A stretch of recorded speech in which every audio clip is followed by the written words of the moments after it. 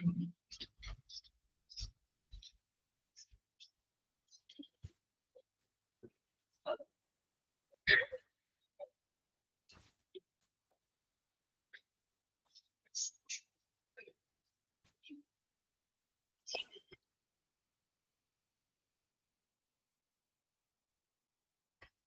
evening. Good evening, ma'am. Good evening.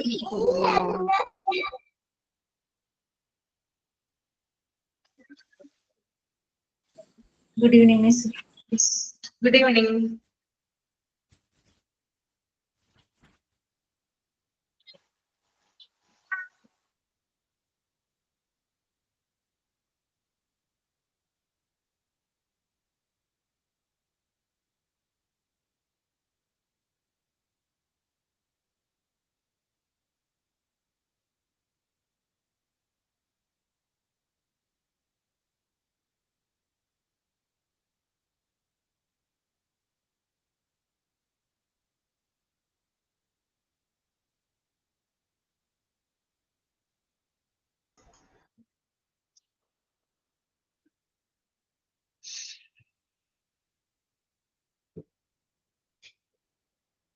Okay, all of you, good evening. Evening, ma'am. Good evening. Good evening, Miss. Good evening. Seminar പറഞ്ഞിരുന്നവര് കേറിയിട്ടുണ്ടോ ക്ലാസ്സില്? Seminar കഴിഞ്ഞ ദിവസം പറഞ്ഞിരുന്നവര്?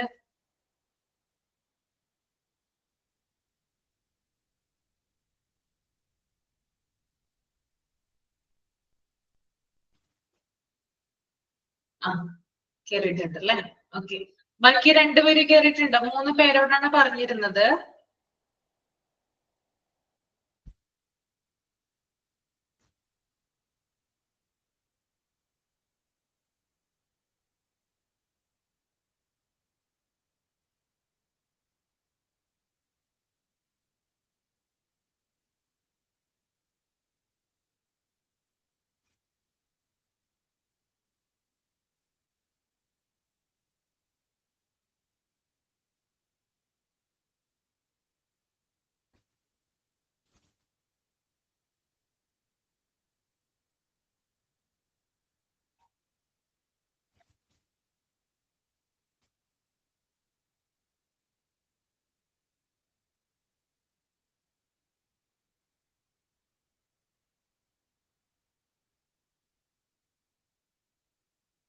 Okay.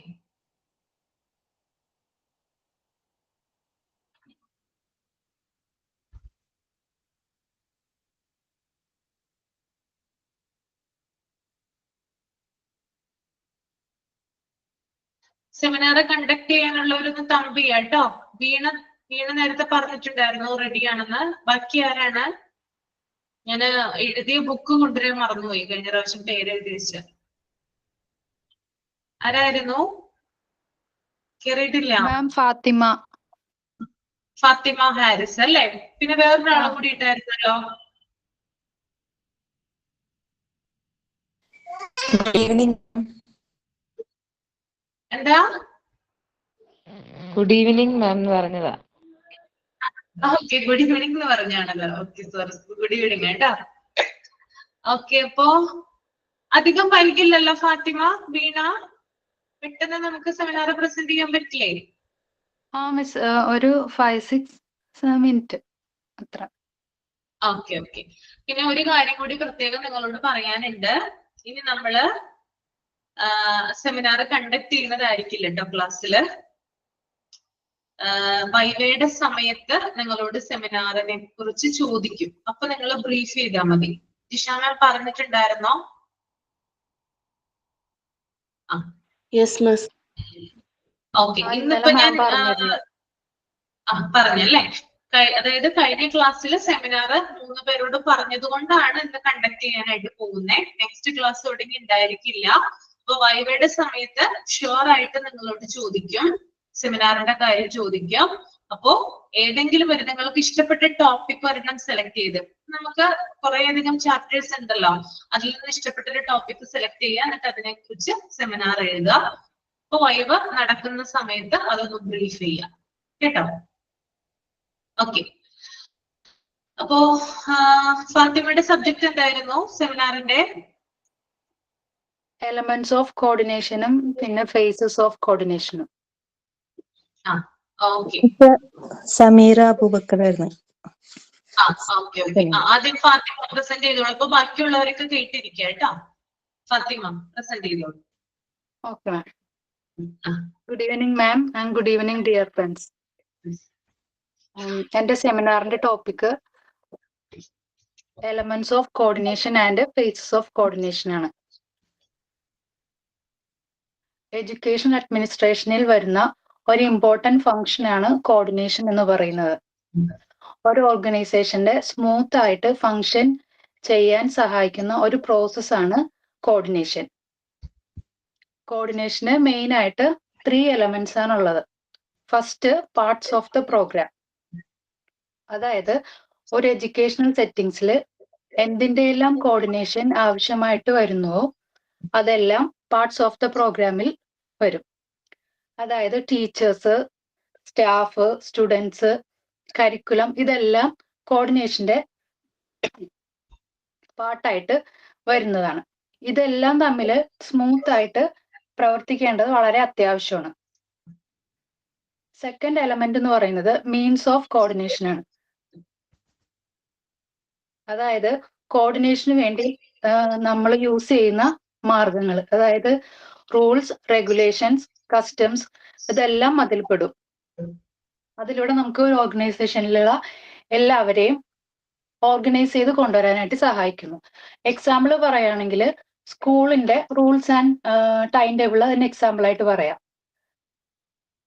സ്കൂളിൽ എല്ലാവരും കൃത്യസമയത്ത് എത്തണം എന്നുള്ളത്, യൂണിഫോം നിർബന്ധമായിട്ടും ധരിക്കണം, ഇതെല്ലാം കോർഡിനേഷന് വേണ്ടി ഉപയോഗിക്കുന്ന മാർഗങ്ങളാണ്. അതുപോലെ എക്സാം റൂൾസ് അതിന്റെ ഭാഗമായിട്ട് വരുന്നതാണ്. എക്സാം എന്ന് സ്റ്റാർട്ട് ചെയ്യണം, അത് എന്ന് എൻഡ് ചെയ്യണം എന്നുള്ളതെല്ലാം അതിന് എക്സാമ്പിൾ ആയിട്ട് പറയാവുന്നതാണ്. ഇനി തേർഡ് എലമെന്റ് എന്ന് പറയുന്നത് എൻവയോൺമെന്റ് ആൻഡ് അതോറിറ്റി ആണ്.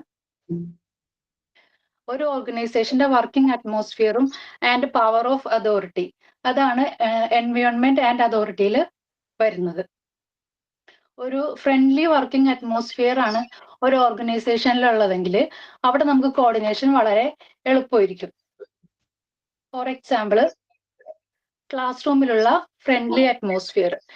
ഇപ്പൊ നമ്മുടെ ക്ലാസ് റൂമിൽ ഫ്രണ്ട്ലി അറ്റ്മോസ്ഫിയർ ആണെന്നുണ്ടെങ്കിൽ ടീച്ചേഴ്സും സ്റ്റുഡൻസും തമ്മിൽ അവിടെ ഒരു കംഫർട്ടബിൾ ആയിട്ടുള്ള ഇന്ററാക്ഷൻ ആയിരിക്കും ഉണ്ടാവുന്നത്. സ്റ്റുഡൻസിനൊപ്പം അവരുടെ കൺസേൺസ് ടീച്ചേഴ്സിന്റെ അടുത്ത് വളരെ കംഫർട്ടായിട്ട് പറയാൻ പറ്റും. അതുവഴി നമുക്ക് കോർഡിനേഷൻ കൂടുതൽ എളുപ്പമാകുന്നു. അതുപോലെ അധ്യാപകർക്ക് അവരുടെ അഭിപ്രായം പ്രകടിപ്പിക്കാനുള്ള അവസരം നൽകുന്നതിലൂടെ മാനേജ്മെന്റും സ്റ്റാഫും തമ്മിലുള്ള കോർഡിനേഷൻ എളുപ്പമാകുന്നു.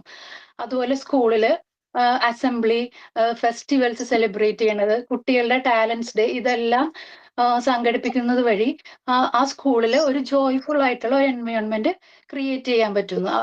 അതുവഴി നമുക്ക് കുട്ടികളും സ്കൂളും തമ്മിലുള്ള ഒരു നല്ല ഒരു ഫ്രണ്ട്ലി റിലേഷൻ ഉണ്ടാക്കാൻ കഴിയുന്നു. അപ്പൊ അതുവഴി കോർഡിനേഷൻ അവിടെ എളുപ്പമായിട്ട് വരുന്നു. അതൊരു എക്സാമ്പിൾ ആയിട്ട് പറയാവുന്നതാണ്.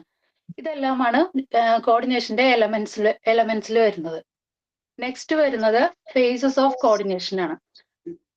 ഫേസസ് ഓഫ് കോർഡിനേഷൻ കൊണ്ട് ഉദ്ദേശിക്കുന്നത് കോർഡിനേഷൻ നമുക്ക് ആവശ്യമായിട്ട് വരുന്നത് 2 പോയിന്റിലാണ്. ഒന്ന് ബിഗിനിങ് സ്റ്റേജിലും പിന്നെ ഡ്യൂറിങ് ദ പ്രോസസ്സിലും. ബിഗിനിങ് സ്റ്റേജിൽ വരുന്ന കോർഡിനേഷൻ ഒരു വർക്ക് നമ്മൾ സ്റ്റാർട്ട് ചെയ്യുമ്പോൾ തന്നെ അതിന്റെ എല്ലാ കാര്യങ്ങളും വേണ്ട രീതിയിൽ നമ്മൾ പ്ലാൻ ചെയ്ത് അത് സ്മൂത്ത് ആയി നടക്കുന്നതിന് കോർഡിനേഷൻ നമ്മളെ സഹായിക്കുന്നുണ്ട്. അതിലൂടെ നമുക്ക് കൺഫ്യൂഷൻസ് ഒക്കെ ഒഴിവാക്കാൻ പറ്റും ബിഗിനിങ് സ്റ്റേജിൽ നമ്മൾ കോർഡിനേറ്റ് ചെയ്യുന്നതിലൂടെ. എക്സാമ്പിള്, സ്കൂളിന്റെ ആനുവൽ ഡേ നടത്തുന്നതിന് മുമ്പായിട്ട് മീറ്റിംഗ് ഒക്കെ കണ്ടക്ട് ചെയ്യാറുണ്ട്. അതുവഴി നമുക്ക് ഓരോരുത്തരുടെയും റെസ്പോൺസിബിലിറ്റി എന്തൊക്കെയാണ്, ആരെല്ലാം എന്തെല്ലാം പ്രോഗ്രാംസുകൾ ചെയ്യണം എന്നതിനെ കുറിച്ചെല്ലാം നേരത്തെ തന്നെ തീരുമാനിക്കും. അപ്പൊ നമുക്ക് അതുവഴി കൺഫ്യൂഷൻസ് ഒഴിവാക്കാൻ സഹായിക്കും. അതുപോലെ തന്നെ പ്രോഗ്രാംസ് സ്മൂത്ത് ആയിട്ട് കൊണ്ടുപോകുന്നതിനും ഇത് സഹായിക്കും. ഇതാണ് കോർഡിനേഷൻ അറ്റ് ദ ബിഗിനിങ് എന്ന് പറയുന്നത്. നെക്സ്റ്റ് വരുന്നത് ഡ്യൂറിങ് ദ പ്രോസസ് ആണ്. നമ്മൾ ഫസ്റ്റ് തന്നെ ബിഗിനിങ് സ്റ്റേജിൽ തന്നെ എല്ലാം കോർഡിനേറ്റ് ചെയ്തു, എല്ലാം പ്ലാൻ ചെയ്തു. പക്ഷേ ആ പ്രോസസ്സ് നടക്കുന്നതിന്റെ ഇടയിൽ എന്തെങ്കിലും പ്രശ്നങ്ങളോ അഭിപ്രായ വ്യത്യാസങ്ങളോ ഉണ്ടെങ്കിൽ അത് പരിഹരിക്കാൻ നമുക്ക് കോർഡിനേഷൻ സഹായിക്കുന്നു. അതുവഴി നമുക്ക് എല്ലാവരെയും ആ പഴയ വർക്ക് അറ്റ്മോസ്ഫിയറിലേക്ക് തിരിച്ചു കൊണ്ടുവരാൻ സഹായിക്കുന്നു. ഫോർ എക്സാമ്പിൾ ഇപ്പോൾ നമ്മുടെ ബാച്ചിൽ തന്നെ പ്രാക്ടിക്കൽ സെക്ഷൻസ് കണ്ടക്ട് ചെയ്തു, 2 ബാച്ചിന്റെയും കൂടി ഒരുമിച്ചായിട്ട്. ഒരു ബാച്ചിന്റെ സ്റ്റുഡൻസിന്റെ എണ്ണം കുറവായിരുന്നു, മറ്റേ ബാച്ചിലും അപ്പൊ അതുകൊണ്ട് രണ്ടുപേരെയും കൂടി ഒന്നിച്ച് കോർഡിനേറ്റ് ചെയ്ത് കൊണ്ടുപോകുന്നു. അത് ബിഗിനിങ്ങിൽ അങ്ങനെ ഒരു പ്ലാൻ ഉണ്ടായിരിക്കില്ല, പക്ഷെ നമ്മൾ ആ ഡ്യൂറിങ് ദ കോഴ്സിൽ വരുന്ന ഒരു ഇതാണ്. അപ്പൊ ആ സാഹചര്യങ്ങൾ അനുസരിച്ച് നമ്മൾ അതിന് പ്ലാൻ കുറച്ചും കൂടി മാറ്റിയിട്ട് സ്റ്റുഡൻസിന്റെയും ടീച്ചേഴ്സിന്റെയും ഒക്കെ അവൈലബിലിറ്റിയും ഇതൊക്കെ അനുസരിച്ച് ടൈമിന്റെ ഇതൊക്കെ നോക്കിയിട്ട് രണ്ടുപേരെയും കോർഡിനേറ്റ് ചെയ്ത് കൊണ്ടുപോകുന്നു. അതാണ് സെക്കൻഡ് ഇതിന് എക്സാമ്പിൾ ആയിട്ട് പറയാവുന്നത്. അതായത് കോർഡിനേഷൻ നമുക്ക് ഒരു പ്രോസസ്സിന്റെ സ്റ്റാർട്ടിങ്ങിൽ പ്രോബ്ലംസ് അവോയ്ഡ് ചെയ്യാൻ സഹായിക്കുന്നു. അതുപോലെ അത് ഡ്യൂറിങ് ദ പ്രോസസ്സിൽ നമുക്ക് ആ എന്തെങ്കിലും പ്രോബ്ലംസ് ഉണ്ടായാൽ അത് സോൾവ് ചെയ്യാനും കോർഡിനേഷൻ വഴി നമുക്ക് സഹായിക്കുന്നു. അതുകൊണ്ട് കോർഡിനേഷനെ നമുക്കൊരു പ്രിവെന്റീവ് മെഷർ ആയിട്ടും പറയാം, അറ്റ് ദ സെയിം ടൈം ഒരു ക്യൂറേറ്റീവ് മെഷർ ആയിട്ടും പറയാവുന്നതാണ്. അത്രയുള്ള മിസ് കഴിഞ്ഞു. എന്താ മിസ്? ഏത് ബാച്ചാണ് Fathima? MT7. MT7. Viva conduct ചെയ്യുന്നത് ഏത് ടീച്ചർ ആയാലും ആ ടീച്ചറോട് പറയാ, ഞാൻ ഇന്ന ക്ലാസ്സിൽ ഈ മിസ്സിന്റെ ക്ലാസ്സിൽ ഈ ഒരു സെമിനാർ കണ്ടക്ട് ചെയ്തിട്ടുണ്ടായിരുന്നു പറയണം കേട്ടോ. ഓക്കെ, അല്ലെങ്കിൽ അവരിടുന്ന മാർക്കും ഈ മാർക്കും തമ്മിൽ ക്ലാഷ് വരും. അപ്പൊ അതൊന്ന് സൂചിപ്പിക്കണം എല്ലാവരും തന്നെ. ഓക്കെ, ചെയ്തവരതൊന്ന് പറയണം. ഓക്കെ, അപ്പൊ എല്ലാവർക്കും മനസ്സിലായോ ഫാത്തിമ പറഞ്ഞത്? Okay, next one growth and development ആണ്. ആരാണ്? സമീറ. Good evening ma'am. അല്ലേ? അതെ.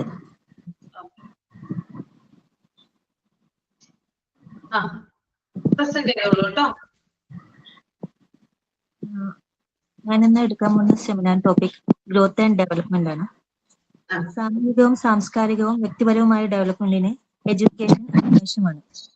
അതിനാൽ എഡ്യൂക്കേഷൻ ഇൻസ്റ്റിറ്റ്യൂഷൻ ഹ്യൂമൻ ഡെവലപ്മെന്റിൽ ഒരു പ്രധാന പങ്ക് വഹിക്കുന്നുണ്ട്. കോദാരി കമ്മീഷൻ പറയുന്നത് ഇന്ത്യയുടെ ഭാവി നിശ്ചയിക്കുന്നത് അവിടുത്തെ ക്ലാസ് മുറികളിൽ നിന്നാണെന്നാണ്. അതായത് കാലത്തിന്റെ ആവശ്യങ്ങൾ നിറവേറ്റുന്നതിന് തലമുറകളെ സജ്ജമാക്കുക എന്നതാണ് സ്കൂളിന്റെ മെയിൻ ലക്ഷ്യമുള്ളത്. അതിനാവശ്യമായ ചേഞ്ചസ് സ്കൂളിൽ വരുത്തേണ്ടത് മെയിൻ ആയിട്ട് അതെല്ലാം തീരുമാനിക്കേണ്ടത് സ്കൂൾ മാനേജ്മെന്റ് ആണ്. കുട്ടികളുടെയും ടീച്ചേഴ്സിന്റെയും ശരിയായ ഡെവലപ്മെന്റിന് വേണ്ട മാറ്റങ്ങൾ ഏതാണെന്ന് കണ്ടെത്തി അതിനുവേണ്ടി ആവശ്യമായ കാര്യങ്ങൾ ആസൂത്രണം ചെയ്യുകയും നടപ്പിലാക്കുകയും ചെയ്യേണ്ടത് സ്കൂൾ മാനേജ്മെന്റ് ആണ്. ശരിയായ പ്ലാൻ ചെയ്യുക, ലക്ഷ്യങ്ങൾ നിർണ്ണയിക്കുക, അതിനാവശ്യമായ ജീവനക്കാരെയും മറ്റു വിഭവങ്ങളെയും ഏകോപിപ്പിച്ച് പ്രവർത്തിപ്പിക്കുക, പ്ലാൻ ചെയ്ത കാര്യങ്ങൾ നടപ്പിലാക്കുക, അതെല്ലാം ശരിയായ രീതിയിൽ നടക്കുന്നുണ്ടോ എന്ന് ഒബ്സർവ് ചെയ്യുക, ഇതെല്ലാം മാനേജ്മെന്റിന്റെ ഉത്തരവാദിത്തത്തിൽപ്പെട്ടാണ്. അതിലൂടെ കുട്ടികളുടെ എഡ്യൂക്കേഷണൽ ക്വാളിറ്റി മെച്ചപ്പെടുത്തുക മാത്രമല്ല അവരുടെ സ്വഭാവ രൂപീകരണത്തിലും സ്കൂൾ ഒരു പ്രധാന പങ്ക് വഹിക്കുന്നുണ്ട്. പ്രധാനമായും ഗ്രോത്ത് ആൻഡ് ഡെവലപ്മെന്റ് ഉണ്ടാകേണ്ട ഏരിയാസ് എന്ന് പറയുന്നത് കുട്ടികളിലും ടീച്ചേഴ്സിലും സ്കൂളിലുമാണ്. കുട്ടികളുടെ ഡെവലപ്മെന്റിന് വേണ്ടി പല എക്സ്ട്രാ കരിക്കുലർ ആക്ടിവിറ്റീസും ക്ലാസ്സുകളും കൊടുക്കേണ്ടത് മാനേജ്മെന്റ് ശ്രദ്ധിക്കണം. അതോടൊപ്പം തന്നെ ടീച്ചേഴ്സിന്റെ വർക്ക് കൂടുതൽ കാര്യക്ഷമവും മെച്ചപ്പെട്ടതാക്കാൻ വേണ്ടി അവർക്ക് ആവശ്യമായ ട്രെയിനിങ് നൽകാൻ കൂടി മാനേജ്മെന്റ് ശ്രദ്ധിക്കേണ്ടതാണ്.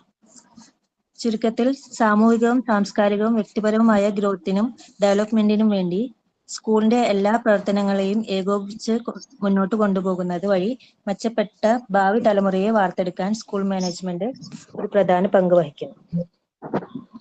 Thank you. ഓക്കെ.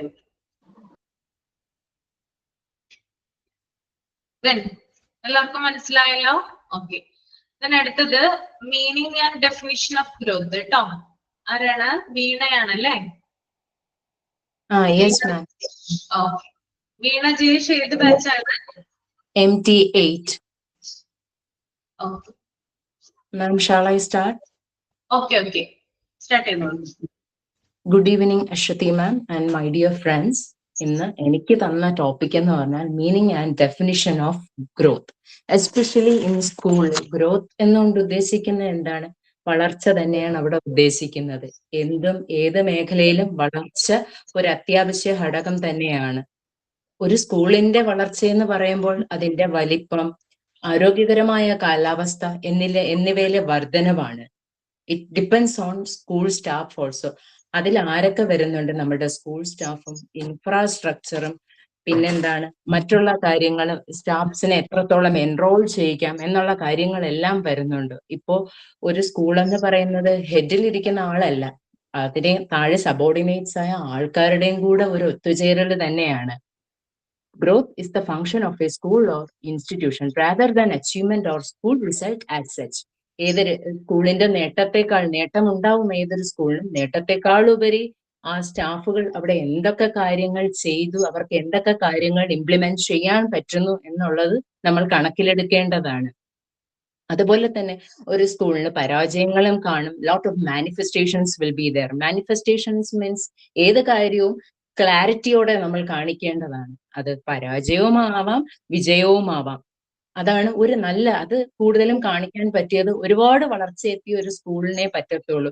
പുതിയതായി ബഡ്ഡിംഗ് ആയ സ്കൂൾസിന് there will be a limitations. ഒരുപാട് വേറൊരൊച്ച വലിയ സ്കൂളിന് അതിന്റെ പ്രോസും ക്രോൺസും ശരിയും തെറ്റുകളെയും വേർതിരിച്ചെടുക്കാനാകും. അതുപോലെ തന്നെ ഒരു സ്കൂളിന്റെ വളർച്ചയ്ക്ക് അനിവാര്യമായ ഒരു ഘടകമാണ് programme planning and actualisation. So programme planning എന്ന് പറയുമ്പോൾ ഇപ്പൊ ഒരു അധ്യയന വർഷം തുടങ്ങുമ്പോൾ ഒരുപാട് കാര്യങ്ങൾ പ്ലാൻ ചെയ്യുന്നു. ഒരാൾ മാത്രം കൂടിയിരുന്നല്ല, താഴെ അവിടെ വർക്ക് ചെയ്യുന്ന ഏറ്റവും ഇസഡ് ആൾക്കാരെയും ഓർഗനൈസ് ചെയ്തുള്ള ഒരു പ്ലാനിങ് ആയിരിക്കണം. മാത്രമല്ല അത് നടപ്പിലാക്കാനും ശ്രമിക്കണമെന്നാണ്. ഇവിടെ ഫിലിപ്സ് എന്നത് ഒരു നിരീക്ഷകൻ ആണെന്ന് തോന്നുന്നു. അത് കൂടുതൽ അശ്വതി മാം ഡീറ്റെയിൽ ചെയ്തെന്നായിരിക്കും. എനിക്ക് അത്ര പരിചയമില്ല അദ്ദേഹത്തെ. അദ്ദേഹം പറയാറുണ്ട്, the process of setting in advance a pattern of action to bring about overall national policies by the closest possible means and ends. അദ്ദേഹം പറയുന്നത്, ഇതിന്റെ ഇംഗ്ലീഷിന്റെ ഞാൻ വിവർത്തനം ചെയ്തു തരാം. ആസൂത്രണം എന്നത് നേരത്തെ ചെയ്യേണ്ട ചില പ്രവർത്തനങ്ങൾ രൂപകൽപ്പന ചെയ്യുക എന്നാണ്. ഏതൊരു കാര്യം ചെയ്യുമ്പോഴും പലരും പല ഡിസിഷൻ പറയുമ്പോഴും നമ്മളത് നേരത്തെ മുൻകൂട്ടി പലതും ആസൂത്രണം ചെയ്തു വെക്കും. അപ്പൊ പ്ലാനിങ് എന്ന് പറയുന്നത് തന്നെ ഒരു തീരുമാനമെടുക്കാനാണ്. എന്തിനുള്ള തീരുമാനമെടുക്കൽ? ഫ്യൂച്ചറിൽ നമുക്ക് എന്തൊക്കെ ഇംപ്ലിമെന്റ് ചെയ്യാമെന്നുള്ള ഒരു തീരുമാനം. പിന്നെ planning selects among alternatives. Planning എന്ന് പറയുമ്പോൾ ഇപ്പൊ ഒരു കാര്യം പ്ലാൻ ചെയ്തത് അവിടെ നടപ്പിലായില്ല. ഇപ്പൊ കുറച്ച് ടീച്ചേഴ്സിനെ ഓർഗനൈസ് ചെയ്തു, ടീച്ചേഴ്സിനെ നിയമിച്ചു.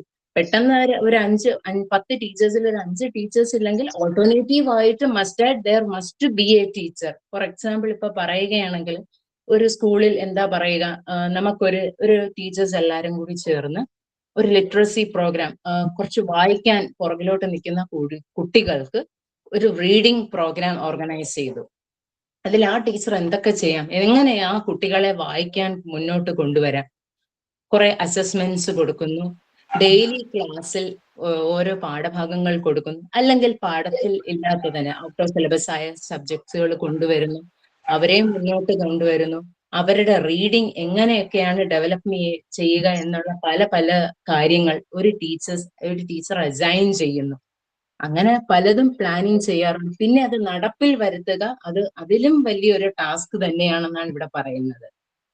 ഇവിടെ രണ്ടാമത്തെ ഘടകം ഓർഗനൈസേഷൻ, സംഘടന. ഇന്നത്തെ ഏതൊരു മേഖലയിലും, സ്കൂള് മാത്രമല്ല, ഇന്നത്തെ ഏതൊരു മേഖലയിലും സംഘടിച്ച് നിൽക്കുക, organised it's very difficult task in everywhere. അതെല്ലാവരെ കൊണ്ട് പറ്റുന്ന കാര്യമല്ല. 10 പേരുണ്ടെങ്കിൽ 10 പേർക്കും ഡിഫറെന്റ് അഭിപ്രായങ്ങൾ, പക്ഷെ അവരെല്ലാരും വെൽ ഓർഗനൈസ്ഡ് ചെയ്യുക is a major problem in the field of education. അതൊരു വെല്ലുവിളി തന്നെയാണ്. ഈ ഒരു ഇതിൽ ഏറ്റവും കൂടുതൽ ഓർഗനൈസേഷൻ ഹൈലൈറ്റ് ചെയ്യുന്നത് education machinery to be well organised. അത് പൊളിറ്റിക്കലിയും പ്രൊഫഷണലിയും അഡ്മിനിസ്ട്രേറ്റീവ് പരവും ആയിരിക്കും. എഡ്യൂക്കേഷൻ എന്ന് പറയുന്നത് മുൻവിധികളൊന്നും നമ്മൾ പാടില്ല. കഴിവതും ഏറ്റവും നല്ല രീതിയിൽ നല്ല പ്രിൻസിപ്പിൾസും നല്ല ടെക്നിക്സും ആ ഓർഗനൈസേഷനിൽ കൊണ്ടുവരേണ്ടതാണ്. അത് ഇപ്പോൾ സ്കൂളിന്റെ തലപ്പത്തിരിക്കുന്ന ഒരു മാനേജ്മെന്റ്, അയാൾക്ക് അല്ലെങ്കിൽ ആ ആൾക്ക് പ്രിയപ്പെട്ട ഒരാളിന്റെ ഡിസിഷൻ മാത്രമാകരുത്. അവിടുത്തെ ഏറ്റവും എ മുതൽ ഇസഡ് വരെയുള്ള ആളിന്റെ ഡിസിഷനും കണക്കിലെടുക്കാൻ ആ ഒരു ഹെഡായ ആള് സന്നദ്ധനായിരിക്കണം. എങ്കിൽ മാത്രമേ ഒരു സ്കൂളിന് വിജയം ഉണ്ടാവുകയുള്ളൂ. ഞാൻ വളരെ ചുരുക്കി പറഞ്ഞിരിക്കുകയാണ്. Thank you so much. Okay, very good. എല്ലാവർക്കും ക്ലിയർ ആയോ?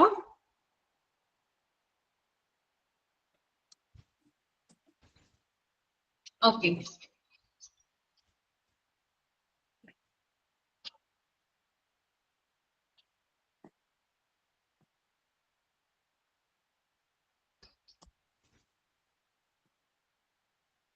ഇവിടെ ഈ ഫിലിപ്സ് എന്ന് പറയുന്നത് ഒരു എഡ്യൂക്കേഷണൽ തിങ്കർ ആണ് കേട്ടോ, ഒരു ഓഥർ ആണ്. അദ്ദേഹത്തിനെ കുറിച്ച് കൂടുതൽ ഡീറ്റെയിൽസ് ഒന്നും ആവശ്യമില്ല, ജസ്റ്റ് ആ പേര് മാത്രം ഒന്ന് ഓർത്തിരുന്നാൽ മതി. അദ്ദേഹത്തിന്റെ കോട്ടാണ് ഇവിടെ പറയുന്നത് കേട്ടോ, അദ്ദേഹത്തിന്റെ ഒരു ഇതാണ് അവിടെ കൊടുത്തിരിക്കുന്നത്.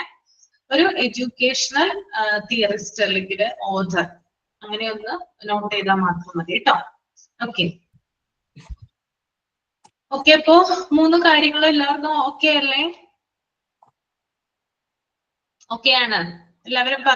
ഇവര് സെമിനാർ കണ്ടക്ട് ചെയ്തത് നിങ്ങൾക്ക് മനസ്സിലായോ എന്ന് ഞാൻ ചോദിച്ചത്. ഓക്കെ ആണ്? അപ്പൊ നമുക്ക് നെക്സ്റ്റ് ഇവിടുത്തെ പോകാം കേട്ടോ.